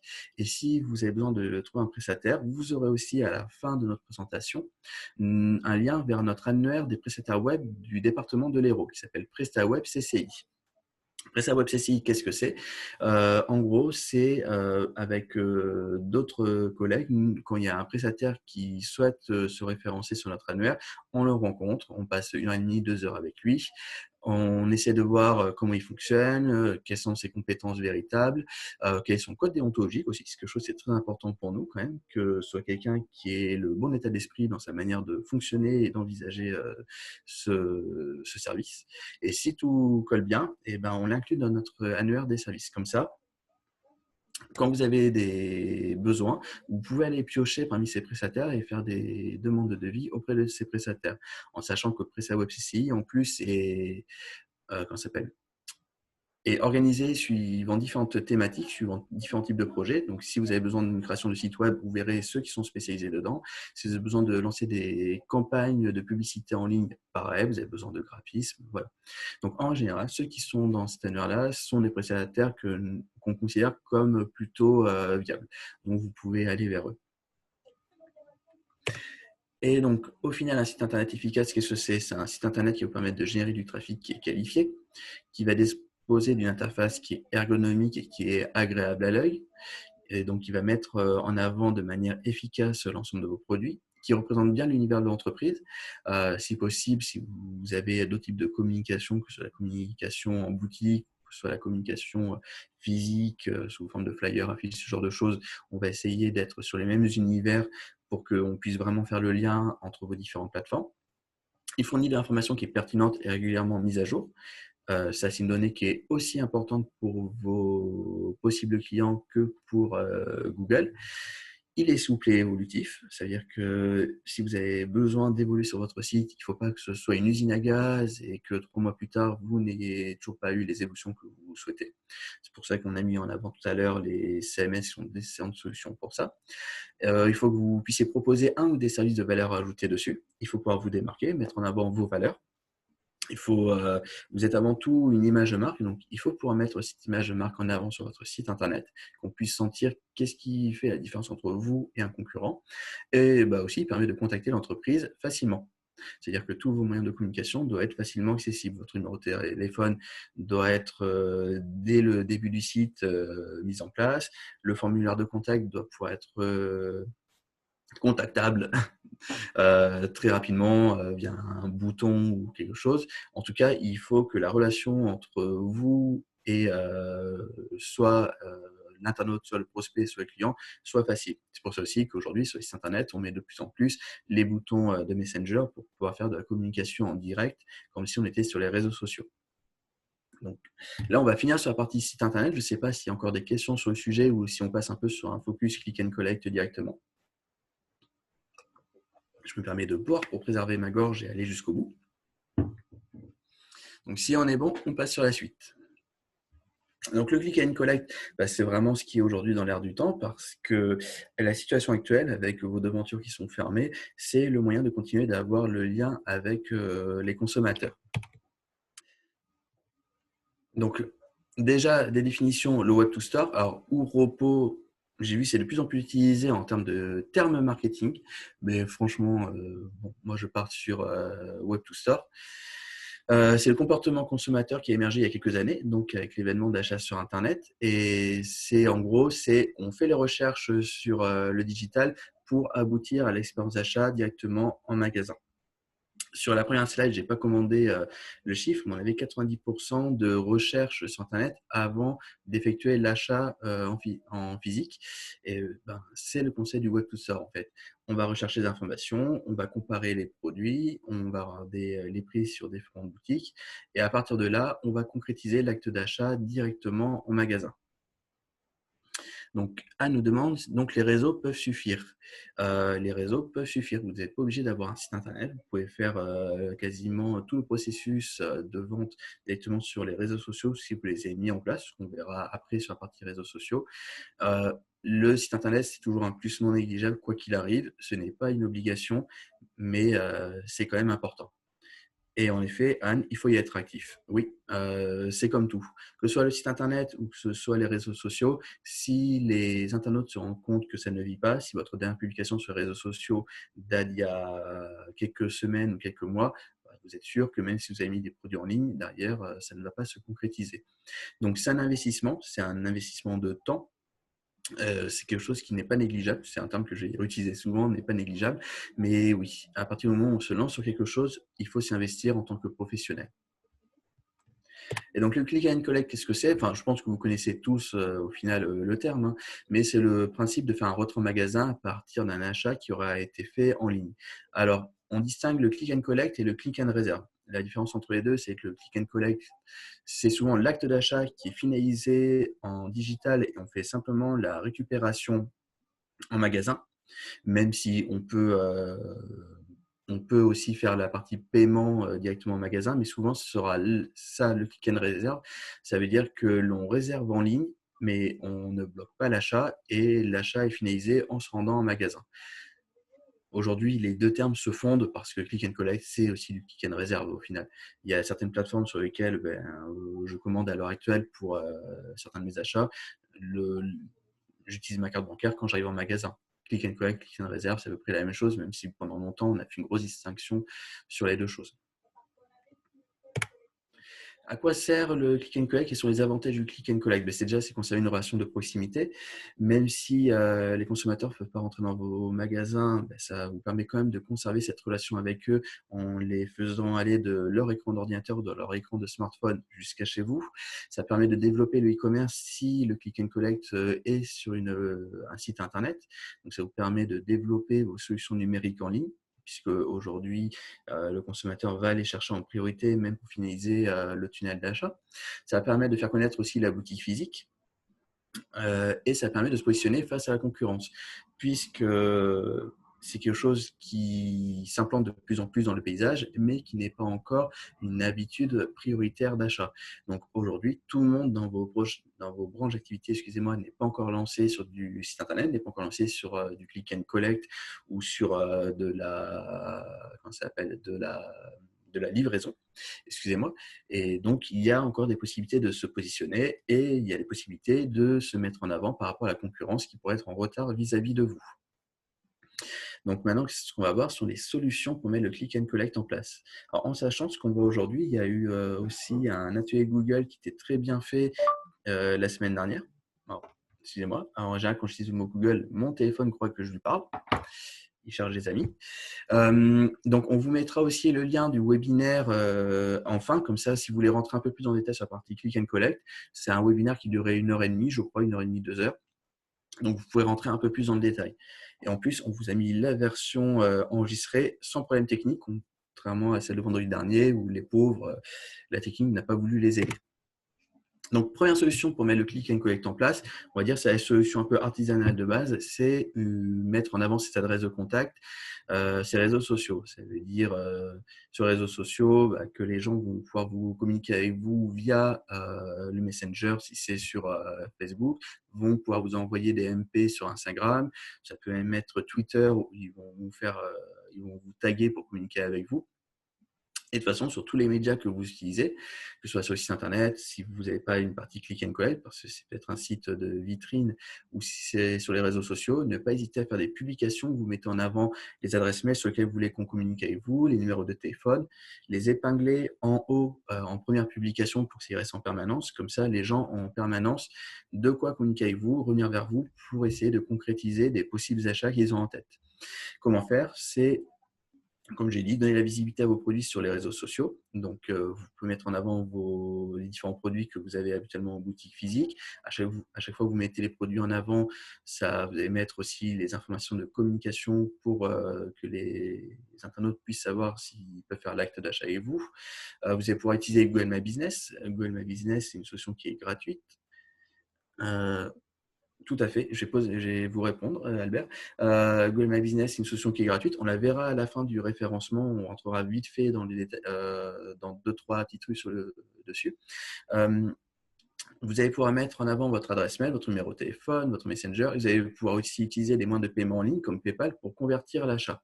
PayPal, aujourd'hui, c'est quelque chose qui est de plus en plus utilisé, même sur les sites internet de e-commerce. Et c'est notamment utilisé aussi sur les achats, réseaux sociaux, ce genre de choses. Pourquoi? Le gros avantage de PayPal, c'est qu'on peut faire, ils ont un système de contestation qui est très bien. C'est-à-dire que l'internaute se sent sécurisé quand il passe souvent par PayPal, parce que quand il ne se sent pas à l'aise, par exemple, il va être sur votre site internet. Enfin, je ne vais pas dire votre site internet, il va être sur le site internet de quelqu'un, il ne se sent pas hyper à l'aise, si c'est pas s'il est vraiment fiable, ce genre de choses. Souvent, quand il y aura la possibilité de payer par carte bancaire et par PayPal, il préférera passer par PayPal parce que, en effet, il y a une commission dessus, mais lui, il préférera peut-être passer par PayPal parce qu'il a des moyens de recours qui sont plus importants dessus. Donc, mine de rien, PayPal, c'est aussi quelque chose qui peut être intéressant. Mais c'est vrai qu'il y a une commission qui est prise dessus. Et pour répondre à Albert, Google My Business est-il utile? Oui, c'est un levier qui est très simple à mettre en place pour avoir un peu plus de visibilité. C'est gratuit, ça se fait en quelques minutes si vous avez les photos qu'il faut à côté de vous et tout. Et ils ajoutent des fonctionnalités en permanence. Là, après le premier confinement, ils ont ajouté des nouvelles fonctionnalités pour pouvoir dire si les commerces font le retrait, s'ils font la livraison, ce genre de choses. Google, on peut dire ce qu'on veut dessus, mais ils essaient de s'adapter pour être toujours au numéro 1, quels que soient les outils qu'ils utilisent. Donc, Google, ils regardent la situation actuelle et ils essayent de mettre en place différentes solutions. On le verra, Facebook fait aussi la même chose. Autre solution aussi, c'est aussi encore un peu artisanal, c'est l'utilisation de formulaires. En gros, les formulaires, vous êtes sur le même principe que mettre en avant vos informations de contact, sauf ça vous permet de formaliser un peu plus. C'est-à-dire que là où quand vous allez recevoir des messages Messenger, des mails, ce genre de choses, vous allez devoir à chaque fois traiter une demande qui peut être formulée d'une certaine manière et des fois un peu compliquée à comprendre. Et le formulaire, vous pouvez mettre un cadre pour que les gens répondent exactement à des questions que vous leur posez et donc que ce soit plus simple à traiter pour vous. Et après, vous allez le traiter de la même façon, c'est-à-dire que c'est sur vos réseaux sociaux, c'est sur les médias que vous allez pouvoir le mettre en avant pour que les gens communiquent avec vous. L'outil Google Form est un peu l'outil de base dessus. parce que c'est un outil qui est totalement gratuit, mais vous avez aussi Evan Go, Lime Survey, vous avez pas mal de solutions qui peuvent être utilisées pour faire ça. Et vous allez le faire connaître en faisant la communication sur les médias sociaux afin de centraliser les demandes. Et Marc nous rajoute que sur Google My Business, ben oui, tout à fait, Google My Business contribue au référencement naturel de vos réseaux, de votre site internet, de vos réseaux sociaux. C'est la visibilité, notamment car c'est un lien vers Google Maps. Donc on le verra tout à l'heure. Google My Business, c'est deux parties distinctes. Et Marc, de toute façon, vous donne les bonnes informations. Donc, franchement, c'est simple à mettre en place et c'est que du plus. Ensuite, vous avez les plateformes communes. Donc là, les plateformes communes, c'est un peu tout ce qui est en train de se mettre en place. Ce sont les initiatives qui sont locales, territoriales, régionales, nationales et qui vous permet de vous référencer. C'est un peu, en fait, tout ce qui va être les marketplaces. Donc, par exemple, au niveau de la région Occitanie, vous aurez une slide où il y a le lien directement, mais vous avez la solution d'Amazon qui a été mise en place par la région, qui est aujourd'hui plus un annuaire où vous allez pouvoir vous référencer, où les gens vont pouvoir vous trouver. Mais on sait que c'est une plateforme qui va évoluer constamment tant qu'elle sera en ligne pour vous permettre de faire ensuite tout le tunnel d'achat. C'est vous allez pouvoir mettre vos produits dessus. La partie logistique devrait être aussi gérée. Donc, il devrait passer les accords pour vous permettre peut-être de faire les livraisons, ce genre de choses. Voilà. Les plateformes communes, ce sont des moyens supplémentaires de se faire connaître. Anne nous dit, est-ce que si on se met partout, on a un référencement qui augmente en général? Anne, je vous propose de répondre à cette question tout à l'heure quand on abordera dans le référencement naturel la partie backlink. Euh, Partout, ça ne va pas nécessairement vous augmenter votre référencement, mais se mettre aux beaux endroits, oui, tout à fait. Et du coup, pour finir sur la plateforme commune, je vous ai mis le lien vers le site du gouvernement cliquemoncommerce.gouv.fr, puisque le gouvernement référence l'ensemble des plateformes et des prestations et des solutions qui peuvent vous être utiles. Donc, en mettant les bonnes informations, si vous êtes un commerçant, un artisan, quel est votre besoin et votre région, ça vous listera, par exemple, toutes les plateformes comme Je soutiens mes commerçants si vous êtes un Montpellierin, ça vous peut-être les aide aussi et tout ce qui peut vous être utile pour vous lancer sur le numérique et tout ce qui peut vous accompagner. Donc, n'hésitez pas à faire un tour dessus. Je pense que si vous êtes dans les newsletters de la Chambre de commerce, de toute façon, ce sont des informations qu'on met à jour régulièrement dans nos mails, dans nos mailings et sur notre site web. Mais voilà, c'est un bon moyen de savoir un peu tout ce que vous pouvez avoir pour vous aider.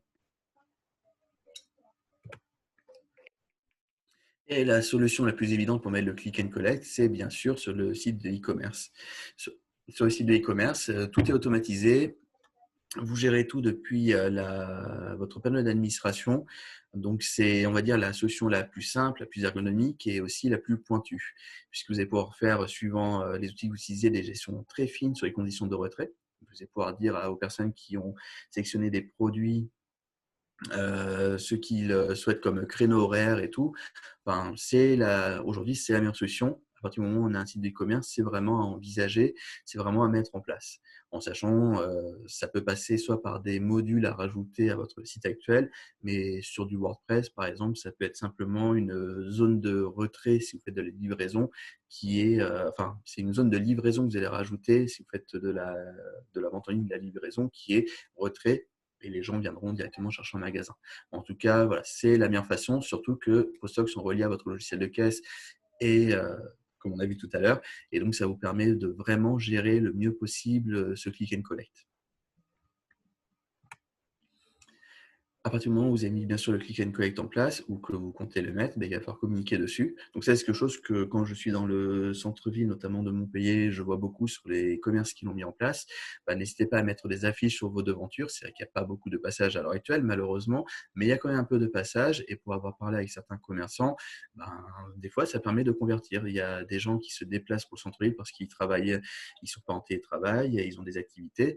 Et en voyant une affiche, ils savent qu'ils peuvent passer par le digital pour aller vers leurs commerçants préférés qui pensaient peut-être fermer. Si vous avez des bases clients aussi, n'hésitez pas à faire de l'envoi d'emailing, à faire des campagnes de SMS pour faire connaître les solutions que vous avez mises en place. Et bien sûr, l'utilisation des comptes sur les réseaux sociaux pour informer vos clients. tout ce qui vous permet d'être en contact avec eux, de toute façon, doit vous permettre de communiquer sur toutes les nouvelles solutions que vous allez mettre en place ou sur les nouveaux produits qui vont rentrer dans votre click and collect, ce genre de choses. Et tout à l'heure, quand je parlais de Google qui essayait de s'adapter au fur et à mesure de la situation, ben, Facebook, c'est la même chose. C'est quelque chose qui est arrivé il n'y a pas si longtemps que ça, mais lorsqu'on fait des recherches sur Facebook, sur les pages professionnelles, si vous avez rempli dans le à propos les bonnes informations, on peut savoir si, sans même rentrer dans la fiche, sans même rentrer dans la page professionnelle, si le professionnel fait du retrait, fait la livraison, ce genre de choses. Virginie nous dit que nous avons mis une affiche sur notre vitrine avec un QR code pour accéder à notre e-shop directement et ça marche pas mal.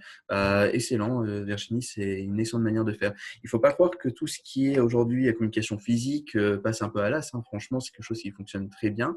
Ce que vous faites en faisant ça, c'est du cross-canal. C'est utiliser, c'est peut-être même au-delà, c'est peut-être même de l'omnicanal, c'est utiliser le QR code pour créer de l'interaction. Donc, le QR code, c'est quelque chose qui fonctionne, c'est quelque chose qui est assez ancré français, mine de rien, puisque je crois que même c'est une création française à l'origine.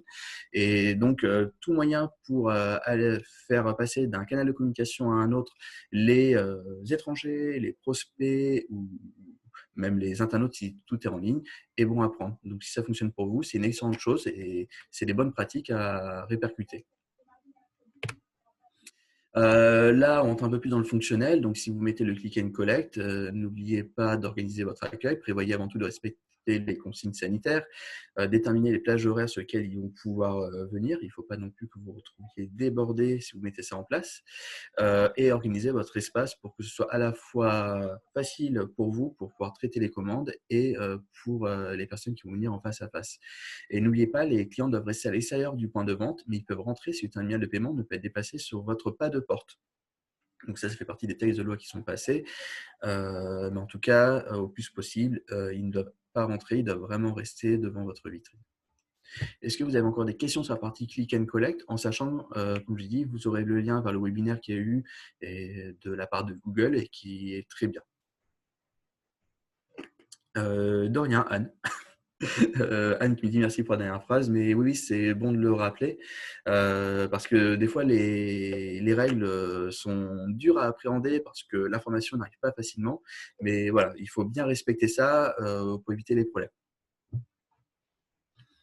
Anne qui nous dit, je refaisais de la VAD, mais je peux les faire rentrer juste pour payer. Oui, si votre terminal ne peut pas être déployé jusqu'au pas de la porte, par exemple, si vous pouvez toujours avoir un terminal qui est filaire et non pas 4G, oui, oui, vous pouvez les faire rentrer.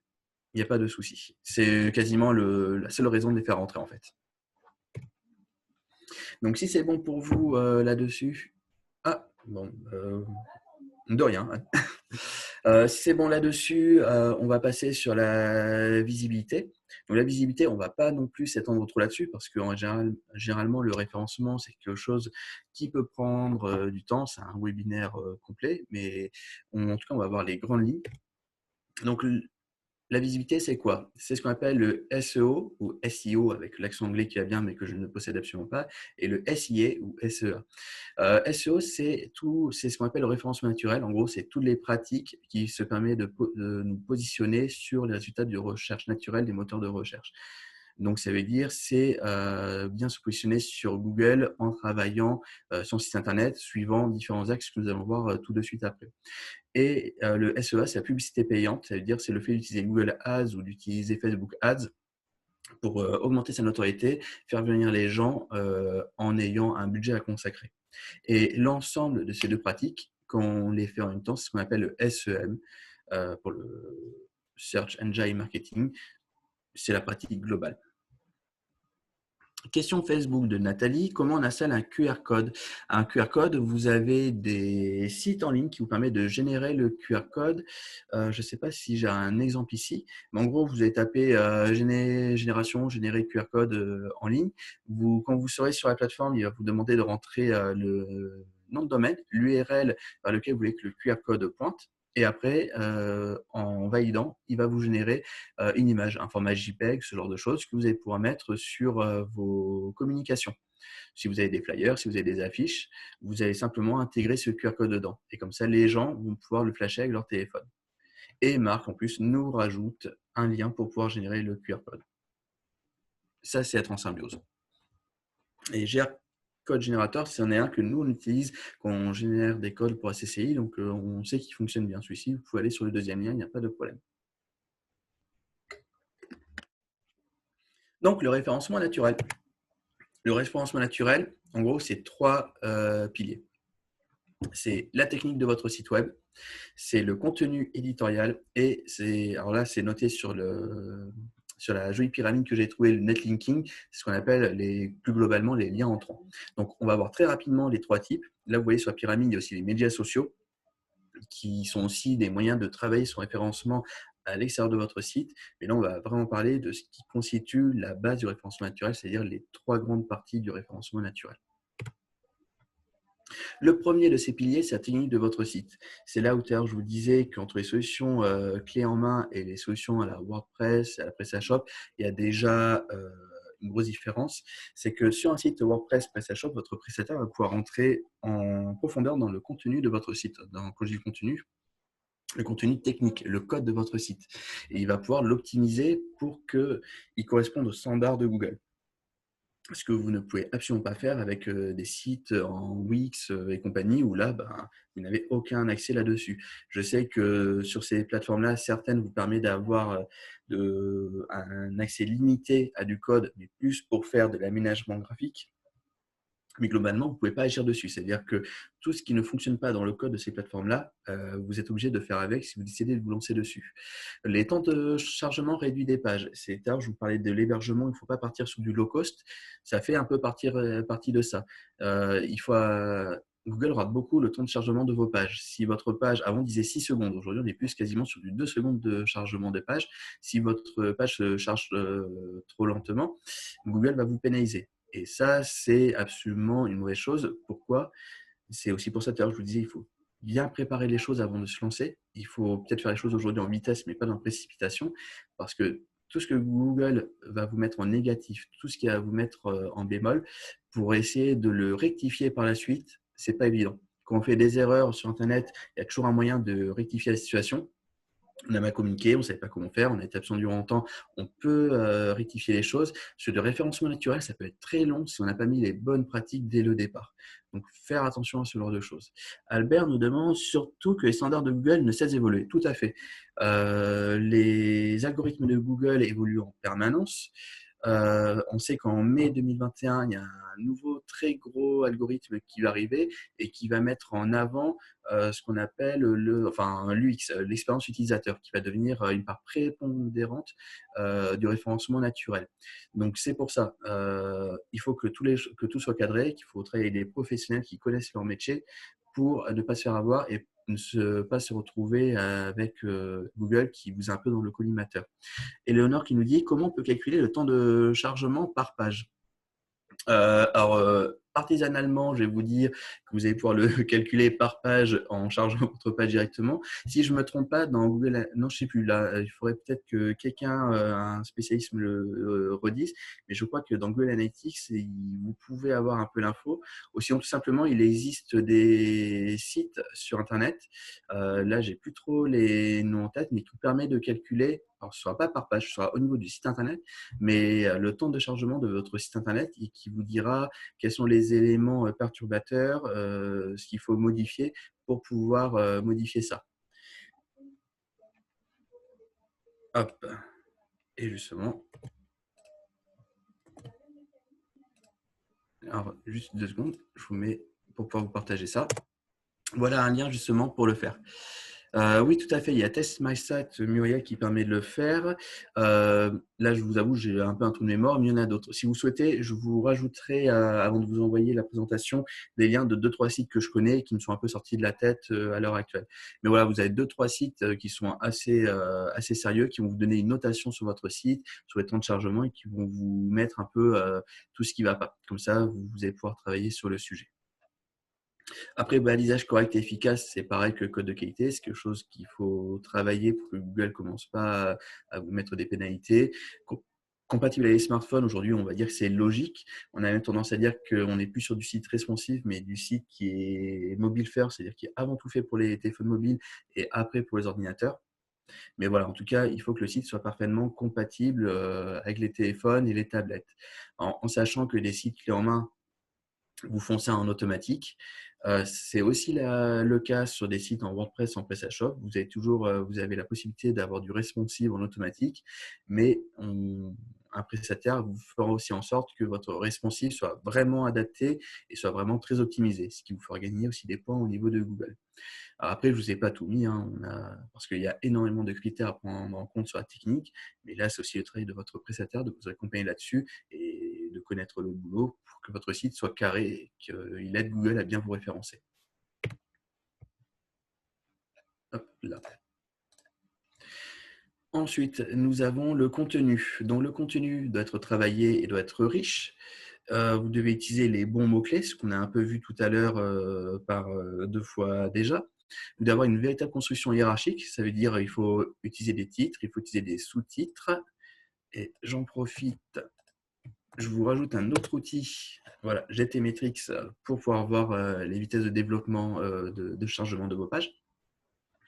Donc oui, une page où vous allez juste mettre du texte comme ça, sans rien autour, Google ne va pas apprécier, même si vous utilisez peut-être le bon langage sémantique, si vous mettez les bons mots-clés, il faut quand même qu'il y ait une certaine construction. La construction est aussi importante pour l'internaute qui doit pouvoir se repérer facilement sur votre contenu, mais aussi pour Google. Virginie nous dit, on s'est rendu compte que dans nos sites, 80% de nos utilisateurs sont sur smartphone. Ultra important d'avoir un site responsive, très facile et lisible sur téléphone. Nous avons rajouté cette semaine la possibilité de payer avec Apple Pay pour faciliter encore plus l'UX. Vous êtes vraiment vous êtes au top, Virginie. Mais en effet, aujourd'hui, on passe de plus en plus par le site, par le téléphone. Pourquoi? Comme on l'a dit tout à l'heure, parce qu'on fait des recherches. Et quand on est dans une approche qui est cross-canal ou qui est omnicanal, souvent même si les gens sont dans votre boutique, ils sont quand même sur votre téléphone pour avoir des informations supplémentaires. Donc, c'est pour ça qu'il est possible d'avoir un site responsive en automatique, quel que soit le type de technologie qu'on utilise, mais avoir un prestataire qui va vous adapter le responsive pour qu'il soit vraiment bien carré, c'est aussi super important. Eleanor qui nous dit, pas compris ce qu'est une page cassée. En gros, une page cassée, c'est vous allez avoir quelque part peut-être dans un menu ou un lien dans un texte qui va renvoyer vers une autre page de votre site et en fait, la page ne s'affiche pas. Donc, ça va être ce qu'on appelle communément une erreur 404. Et ça, Google n'apprécie absolument pas quand il vient voir comment fonctionne votre site s'il y a des pages qui ne mènent nulle part.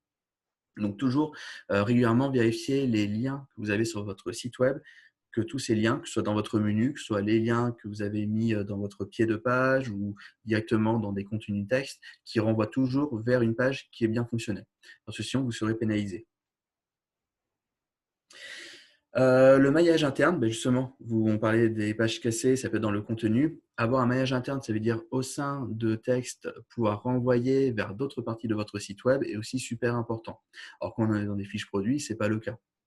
La fiche produit, là, c'est un contenu de qualité que vous devez produire, mais vous ne devez pas renvoyer ailleurs puisque vous devez finaliser l'acte d'achat.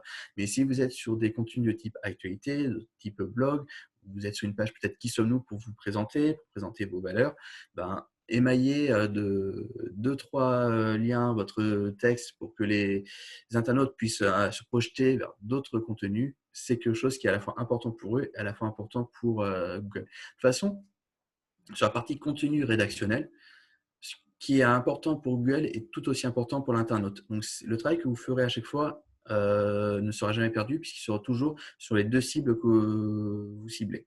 Cible que vous ciblez, ce n'est pas terrible, mais ce sera toujours valable pour les 2 cibles. Et votre site doit être alimenté régulièrement. C'est-à-dire que les moteurs de recherche et l'internaute apprécient de voir du contenu qui est nouveau. Ça veut dire que si vous êtes sur de la vente en ligne, avoir des nouveaux produits qui arrivent régulièrement, mettre de côté aussi les produits qui ne sont plus en stock, parce que souvent on laisse les produits hors stock pour montrer qu'on possédait avant ce contenu. Ça peut être bien si vous mettez des alertes, parce que vous savez que c'est du produit qui va revenir, mais souvent ça peut être aussi mal perçu par l'internaute. Et un site qui vit, c'est un site que Google va apprécier et c'est un site qui va fidéliser aussi votre cible cliente. Avant de passer sur le dernier pilier, je reviens quand même vite fait sur le contenu des produits. Donc, à partir du moment où vous faites de la vente en ligne, comme j'ai dit déjà tout à l'heure, mais je préfère me répéter, On ne va pas juste mettre une ou deux photos et un texte bidon. On met un vrai contenu détaillé, une vraie description qui donne envie, qui utilise des mots-clés pour essayer de convertir l'acte d'achat. Je répète, et je me répète beaucoup là-dessus, Google va apprécier, votre internaute va apprécier. Et souvent, ça va faire la différence entre la personne qui va regarder le produit chez vous et qui va aller après chez le voisin pour essayer d'en apprendre plus et pour voir s'il va acheter le produit, et l'internaute qui va faire l'achat chez vous. Et Albert a essayé de nous dire quelque chose qui trouvait cela frustrant, mais malheureusement, on n'a pas tout qui est arrivé. Il manque une partie, de son texte. Mais voilà, si Albert est frustré, c'est-à-dire que d'autres personnes sont frustrées, et donc c'est quelque chose à prendre en compte. Alors, je me permets de tous vous appeler par vos prénoms, hein. J'espère que ça vous convient, sinon je m'en excuse. Et le dernier pilier pour le référencement naturel, c'est les liens entrants. Les liens entrants, c'est on en a parlé tout à l'heure rapidement. Je crois que c'était Anne, je crois, qui nous avait posé la question. Mais c'est le fait d'avoir des sites avec une certaine autorité et qui souvent sont dans notre propre domaine d'activité qui renvoient des liens vers notre site. Aujourd'hui, c'est le plus compliqué à avoir et c'est ce qui a la plus grosse valeur de référencement naturel. On considère que dans le travail de référencement naturel, on n'est pas sur du 30-30-30, enfin 33-33-33, on est quasiment sur du 70% de valeur sur ces liens entrants. Donc, c'est quelque chose qui est à travailler.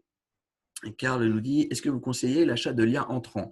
Je ne conseille pas l'achat de liens entrants. Il y a des prestataires web qui sont spécialisés dedans, mais c'est un peu comme sur les réseaux sociaux, comme ça je fais d'une pierre deux coups. C'est un peu comme l'achat de followers, ce genre de choses sur les réseaux sociaux. C'est quelque chose où vous n'allez pas pouvoir maîtriser la qualité, c'est quelque chose qui peut être limité dans le temps et qui ne va pas être nécessairement positif du coup sur votre référencement naturel. C'est-à-dire que vous avez payé une certaine somme, vous allez avoir peut-être plein de liens qui vont renvoyer vers votre site, mais ça ne va sûrement pas être des liens qui ont une bonne notoriété, c'est peut-être pas des liens qui sont liés à votre activité ou qui sont liés à vous d'une manière ou d'une autre. Et donc du coup, ça peut être plus pénalisant qu'autre chose. Donc moi, je ne le conseille pas nécessairement. Je suis tenté de dire, même si c'est une valeur qui est importante, ça peut prendre du temps de constituer des bons liens entrants, mais autant prendre ce temps-là, de le faire sur la durée pour vraiment avoir quelque chose de qualitatif et qu'à la fin, vous ne vous retrouvez pas pénalisé. Et sur les réseaux sociaux, c'est pareil. Vous dites sur Instagram, pour mieux faire connaître mon compte, je vais acheter je ne sais pas combien de followers. Le problème, c'est que vous allez avoir ces followers tant que vous payez ces followers que vous avez achetés. Au bout d'un moment, ils vont disparaître. Ça peut être mauvais quand même. Si vous ne payez pas peut-être en plus, vous n'allez pas avoir d'interaction de leur part. Vous aurez juste des personnes qui vous suivent et vos publications n'ont pas d'interaction supplémentaire. Là aussi, le décalage entre le nombre de personnes qui nous suivent et interaction, c'est aussi une mauvaise chose. Ce n'est pas des bons signaux. Donc, à partir du moment où il faut payer pour ce genre de choses, moi, je suis tenté de vous dire, je ne suis pas trop pour. Ça peut fonctionner avec vraiment des professionnels qui travaillent et qui, franchement, vont faire une longue recherche pour vous trouver à votre place les bons liens, mais pas du lien de masse, quoi. Anne qui me dit, renvoie comment sur leur réseau Alors, je suis désolé, étant donné que je viens de me faire un long monologue tout seul, je ne sais pas trop sur quoi vous êtes, Anne. Donc, si vous voulez me remettre c'est quoi renvoyer finalement? Renvoyer, si on est par rapport à cette slide-là, ça veut dire que sur des sites tiers, donc ça va être peut-être des blogueurs, ça va être des sites de référencement, ce genre de choses. Enfin, quand je dis de référencement, vous dites que les marques renvoient vers nous. Ah, on arrive à se comprendre, Anne. Oui, ça va être sur des blogs, c'est des articles de presse, ça va être ça peut être des annuaires aussi, mais simplement que eux fassent un lien de leur site vers le vôtre, que leur cible à eux, du coup, sache que vous existez et avec le lien qu'ils mettent chez eux, voilà, arrive jusqu'à chez vous. Excusez-moi, je me suis perdu en cours de route. Albert qui nous confirme l'achat de followers revient à acheter du vent, des robots, des personnes virtuelles. Tout à fait. Donc, ça peut toujours être intéressant si vous payez en mettant toutes les options, mais bon, à mon avis, ça va vous coûter très cher pour pas grand-chose. Donc, tout à l'heure, je le disais, on fait un petit focus sur Google My Business. On ne va pas y rester trop longtemps parce que lorsque je vais vous envoyer la présentation, je vais aussi vous envoyer un webinaire entier, une présentation entière sur le sujet. Vous aurez vraiment tout avec les dernières options qu'ils ont mis. Mais en gros, Google My Business, c'est quoi? C'est une fiche professionnelle vous allez apparaître de deux manières différentes. Vous allez apparaître sur ce qu'on appelle Google Maps, comme vous avez dit Marc tout à l'heure, et vous allez apparaître sur une fiche que vous allez gérer. En gros, c'est du référencement local. Ça veut dire que quelqu'un qui a fait une recherche, par exemple là, pour cet exemple ici, boucherie Béziers, si vous avez rempli votre fiche Google My Business, sur les résultats de la carte Google, vous allez apparaître sur la carte en elle-même et aussi vous allez avoir vos informations qui vont apparaître dessous. Excellente chose, c'est gratuite et ça vous permet d'avoir les informations. Il n'y a rien à jeter, quoi. Et si quelqu'un fait une recherche directement sur votre nom, mais n'arrive pas sur votre site internet, parce que peut-être vous n'en avez pas, ou peut-être qu'il ne sait pas que vous avez un site internet, ben, ça lui permet d'arriver sur votre fiche, comme vous voyez sur la partie de droite.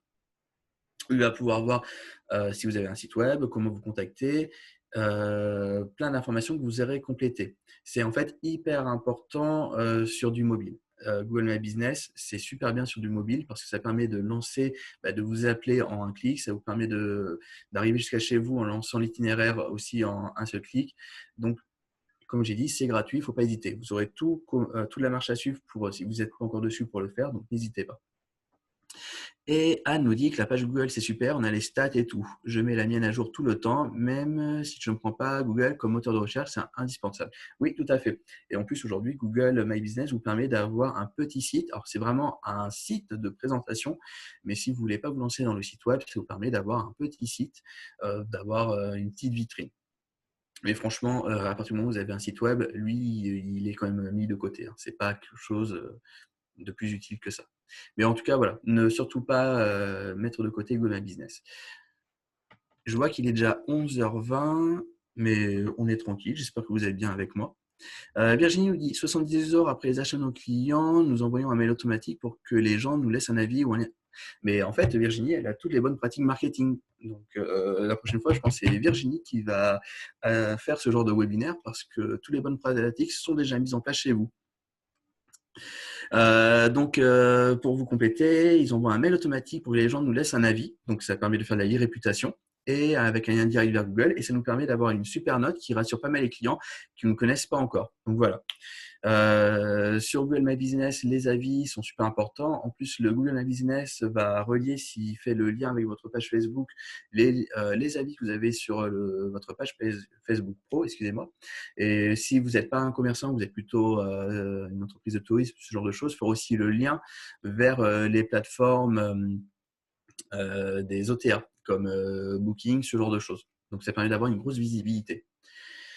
Donc, Éléonore nous le redit aussi et dit que c'est important. Les gens peuvent aussi mettre des avis. Tout à fait. Là, on le voit sur l'exemple. Il y a 16 avis Google qui ont été laissés. Il y a une note et les avis, ça rassure toujours énormément les gens. Par contre, sachez qu'à partir du moment où vous avez des plateformes où les gens peuvent vous laisser des avis, il faut gérer ces avis.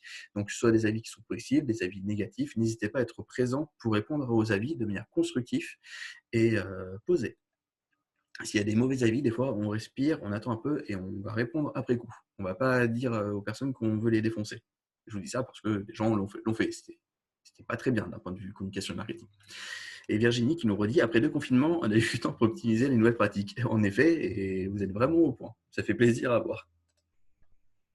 Donc, après le SEO, on passe sur le référencement payant. Alors, le mot référencement, c'est un mauvais mot parce qu'en fait, c'est la publicité. En gros, Google Ads et Facebook, Instagram Ads, vous allez mettre un budget. Ça va être 2 façons différentes de gérer les publicités, mais ça vous permet de vous créer de la notoriété en vous mettant rapidement dans les résultats de recherche des internautes. Mais ça, c'est tant que vous avez du budget. À partir du moment où vous n'avez plus de budget, vous disparaissez complètement.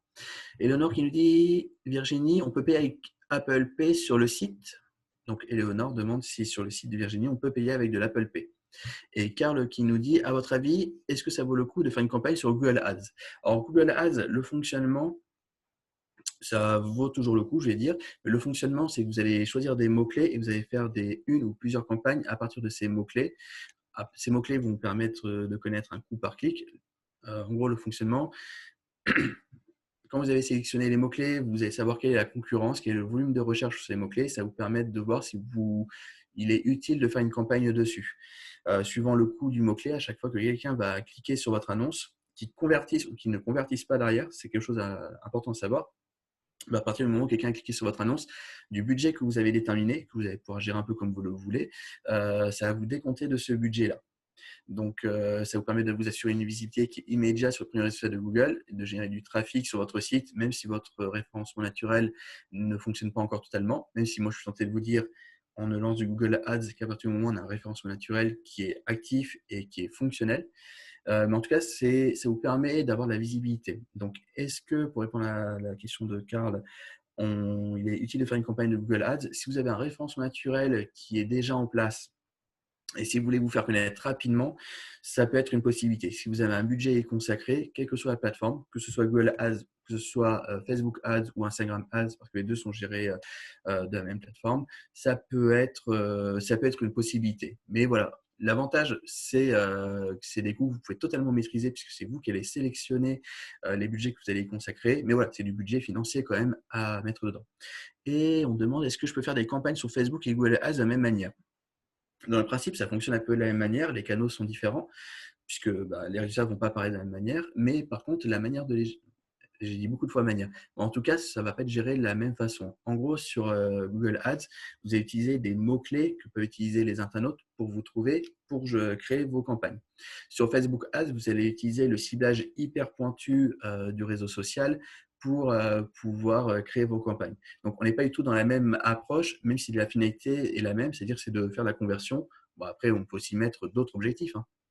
Par exemple, sur Facebook, ça peut être de gagner des likes. En général, la finalité, c'est la même, c'est de faire la conversion. Donc, mais la façon de fonctionner est différente. Comme nous dit Marc, les publics cibles sont différents sur Google ou sur Facebook. Et en plus, les taux de conversion ne sont pas les mêmes. C'est aussi quelque chose à prendre en compte sur Facebook Ads. Grâce au ciblage vraiment sur l'individu, on peut faire quelque chose de très pointu et donc on peut faire le taux de conversion est plus important que sur du Google Ads. Mais ça peut être très complémentaire. Et comme nous dit Marc, il faut adapter les campagnes, contenu, messages, visuels ou support et cibles. Tout à fait. Sur du Google Ads, vous allez pouvoir faire des campagnes qu'on appelle du search, c'est-à-dire ce seront les annonces que vous avez le terme annonce qui apparaissent au-dessus des résultats naturels de recherche de Google, où là, c'est en général, c'est du texte. Vous allez aussi pouvoir faire du display, où là, vous aurez des campagnes qui seront beaucoup plus visuelles, où vous allez pouvoir mettre de la photo, de la vidéo, et qui apparaîtront sur des sites référents, et non pas directement sur Google, mais sur des sites référents qui utilisent cela. Excusez-moi, j'entends hurler à côté, donc je me demandais si c'est pour moi. Et sur du Facebook, du Instagram Ads, c'est du visuel quoi qu'il arrive. J'espère qu'on est bon dessus. Après, je sais que c'est quelque chose qui est compliqué à appréhender, donc peut-être s'il y a beaucoup de demandes sur le sujet, on pourra voir avec un prestataire qui est spécialisé pour faire un webinaire sur ce genre de choses. Donc, on va passer sur la vente sur les réseaux sociaux. Alors là, je ne vais pas vous détailler l'ensemble de ce tableau hyper long. Sachez simplement, les réseaux sociaux, ça progresse d'année en année. Il y a de plus en plus de monde dessus, quelles que soient les typologies de personnes, c'est-à-dire quel que soit l'âge, quel que soit le CSP, tout le monde est dessus. C'est pour ça qu'il faut bien cibler, puisque chaque réseau social a sa propre cible. Facebook, on ne va pas rentrer beaucoup là-dedans, hein, parce que là, on va dire, c'est des choses, on va dire, il y a des réseaux sociaux, on va un peu les laisser de côté. LinkedIn, on ne va pas en parler aujourd'hui, c'est pour faire du B2B. Twitter, aujourd'hui, c'est quelque chose qui est plus pour faire du réseautage aussi, pour faire un peu de service client, de relation client, mais c'est moins un réseau social vers lequel je vais vous dire de vous projeter. Si vous devez vous projeter vers deux réseaux sociaux, de toute façon, de base, ce sont les deux qui appartiennent à Facebook et Instagram, sur lesquels vous n'aurez pas exactement les mêmes approches. Facebook, ça va plutôt être un outil de fidélisation. C'est un outil sur lequel vous allez faire votre communication en restant beaucoup sur votre marque, sur vos produits, en faisant de la pub, en essayant d'humaniser votre image, en essayant de créer un peu ce qu'on appelle du storytelling. Parce que sur Facebook, vous avez la possibilité de mettre des photos, des vidéos, mais vous avez la possibilité de mettre du texte, de mettre des liens. Donc, vous allez pouvoir renvoyer assez facilement vers vos autres médias. Là où sur Instagram, c'est un peu plus compliqué parce que les liens, vous ne pouvez pas en mettre dans vos publications. Donc, vous serez beaucoup sur la photo, sur la vidéo. Et donc, vous serez plutôt avec Instagram, mais aussi sur Pinterest, sur un média qui est plus pour faire de l'acquisition. Vous allez utiliser des mots-clés avec des hashtags pour attirer des gens qui ne vous connaissent pas, mais qui ont des centres d'intérêt qui sont soit proches de ce que vous faites ou qui sont proches des cibles que vous avez déjà.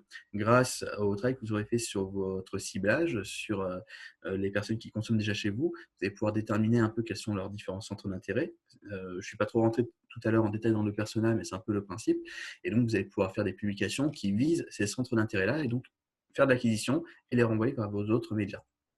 Et YouTube, parce que aujourd'hui, YouTube, la vidéo, ça fonctionne énormément. On a tendance à dire que l'internaute est de plus en plus feignant, et c'est le cas. Donc, tout ce qu'il peut voir, que ce soit en fixe, en statique, ou que ce soit en, je vais dire, qui bouge, quoi, ça les intéresse énormément. Donc, vente sur Facebook et sur Instagram. Donc, moi, j'entends beaucoup en ce moment que Facebook, ce n'est plus trop adapté, c'est mis de côté, les cibles ne se trouvent plus dessus. Ce n'est pas le cas. Aujourd'hui, Facebook est un levier qui est hyper important. On ne va pas utiliser de la même manière qu'Instagram. Il faut qu'on soit présent sur Facebook, il faut avoir une page professionnelle, il faut l'alimenter. Et donc, il faut utiliser les outils qui sont mis en place par Facebook. Donc, ce n'est pas un média à bannir, c'est un média à utiliser en concomitance avec Instagram pour avoir vraiment touché l'ensemble de nos cibles. Albert nous dit, est-ce que j'ai besoin d'un site internet pour vendre sur Facebook? Vous n'avez pas besoin nécessairement d'un site internet pour vendre sur Facebook. On va rentrer vite fait dans le détail de la vente sur Facebook, mais vous pouvez très bien tout gérer depuis Facebook. Vous aurez des options en moins, vous ne pourrez pas tout faire depuis votre page pro Facebook, mais en tout cas, vous allez pouvoir avec le Business Manager, je crois. Ouais, c'est ça. Et le Business Manager, vous allez pouvoir en tout cas mettre vos produits en ligne, vous allez pouvoir faire de l'acquisition de cibles et vous allez pouvoir créer le lien avec eux. Donc, les différents moyens de vente sur l'écosystème de Facebook, c'est la boutique de la page Facebook. Donc là, on vous a mis des slides dans lesquels je vais passer très vite ensuite, mais qui va vous permettre de savoir comment créer la page de boutique Facebook, Instagram Shopping et la Facebook Marketplace aussi, qui est un autre moyen de vendre sur Facebook. Et avant de commencer, vous devrez peut-être créer un compte marchand dans le gestionnaire de vente pour pouvoir tout mettre en branle.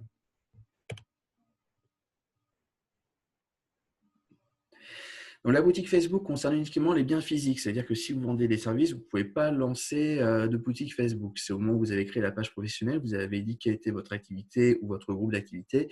Et si vous êtes considéré comme un commerçant, vous allez pouvoir créer la page de boutique.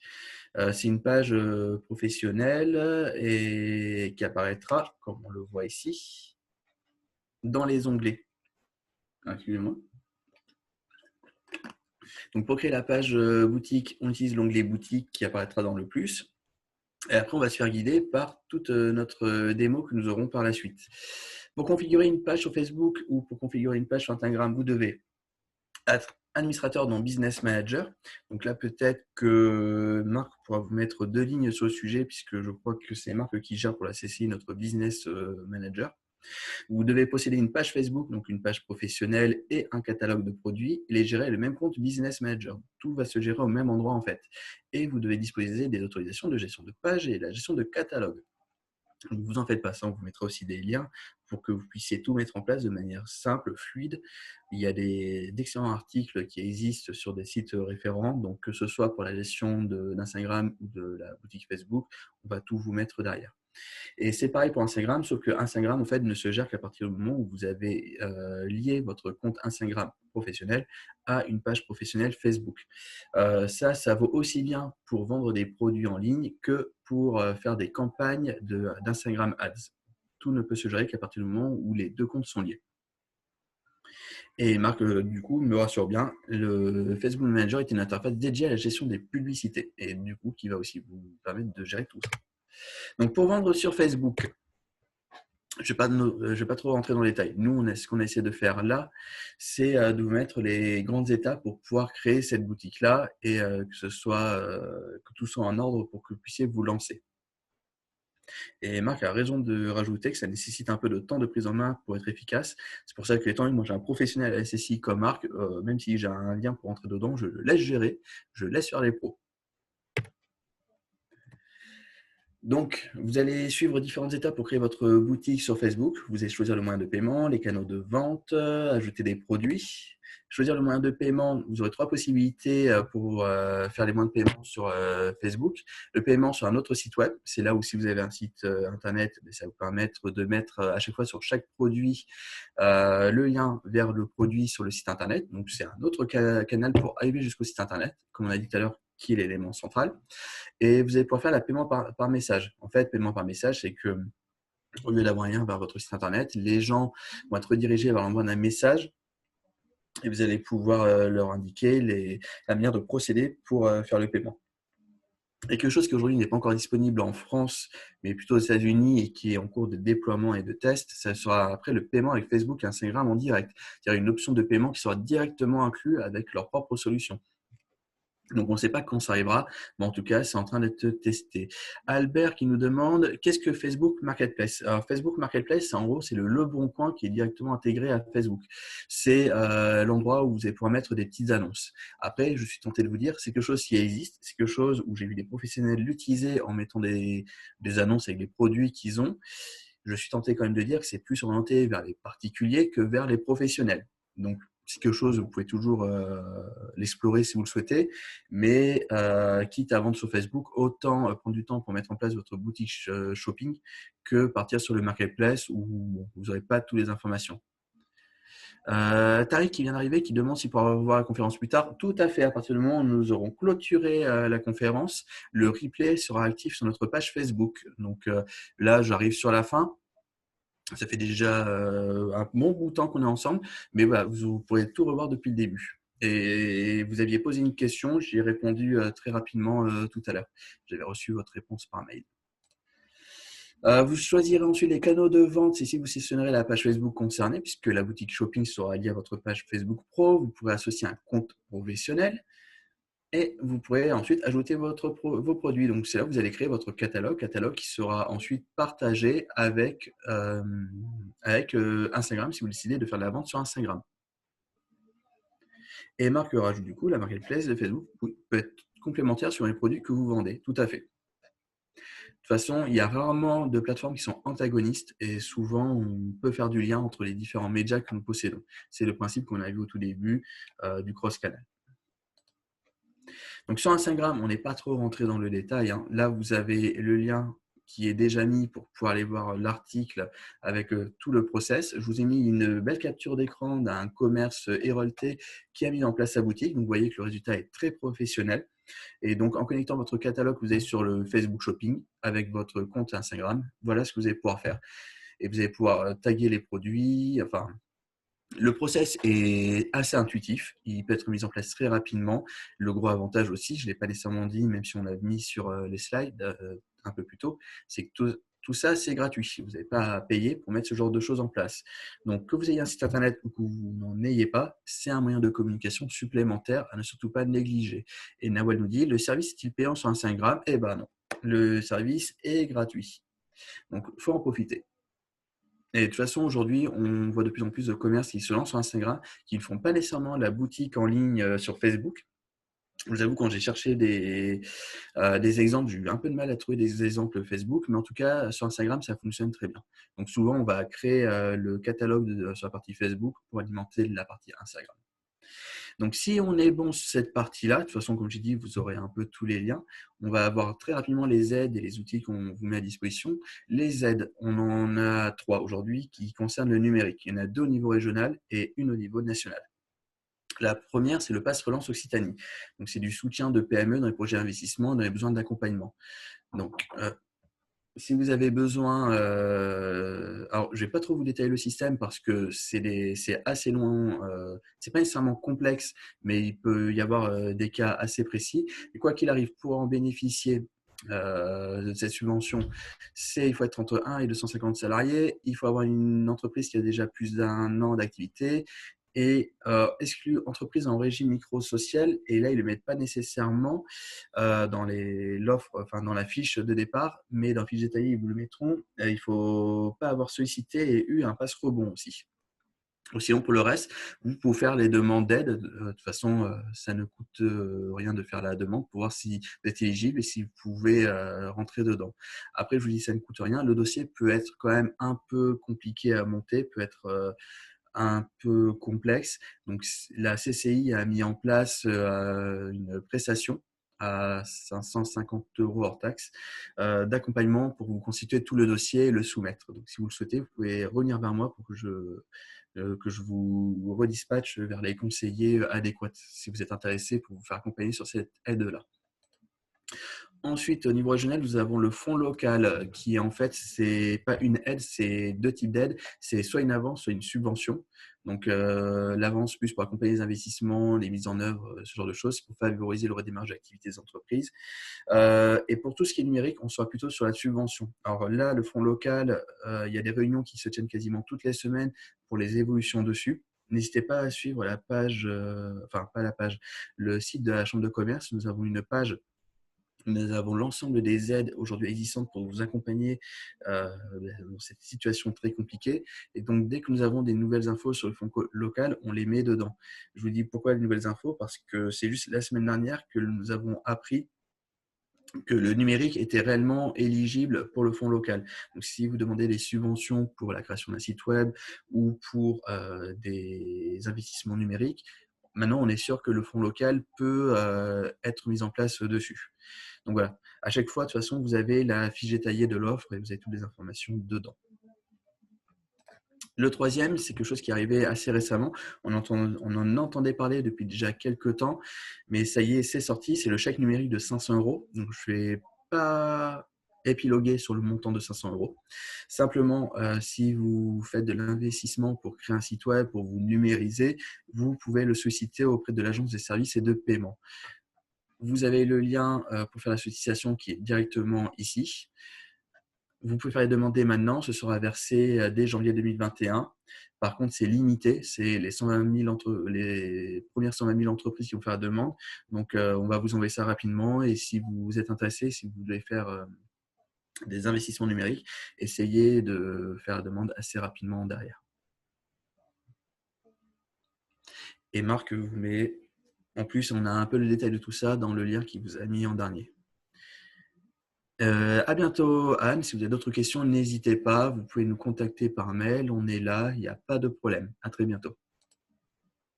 Après, très rapidement, on en a parlé tout à l'heure, c'est la plateforme d'Amazon. Donc, c'est la plateforme qui a été mise en place par la région Occitanie pour pouvoir référencer vos commerces et qui va évoluer avec le temps pour aller vers une vraie plateforme de marketplace. Donc, aujourd'hui, et même quand les nouvelles options arriveront, c'est du gratuit. Donc, n'hésitez pas à aller dessus. Il y a une large communication qui est mise en place par la région pour que tout le monde sache que ça existe. Donc, n'hésitez pas à vous plonger dessus et à bénéficier des différentes options qu'ils vont mettre en place au fur et à mesure du temps. Vous avez le lien directement ici. On vous a mis une sélection de plateformes locales.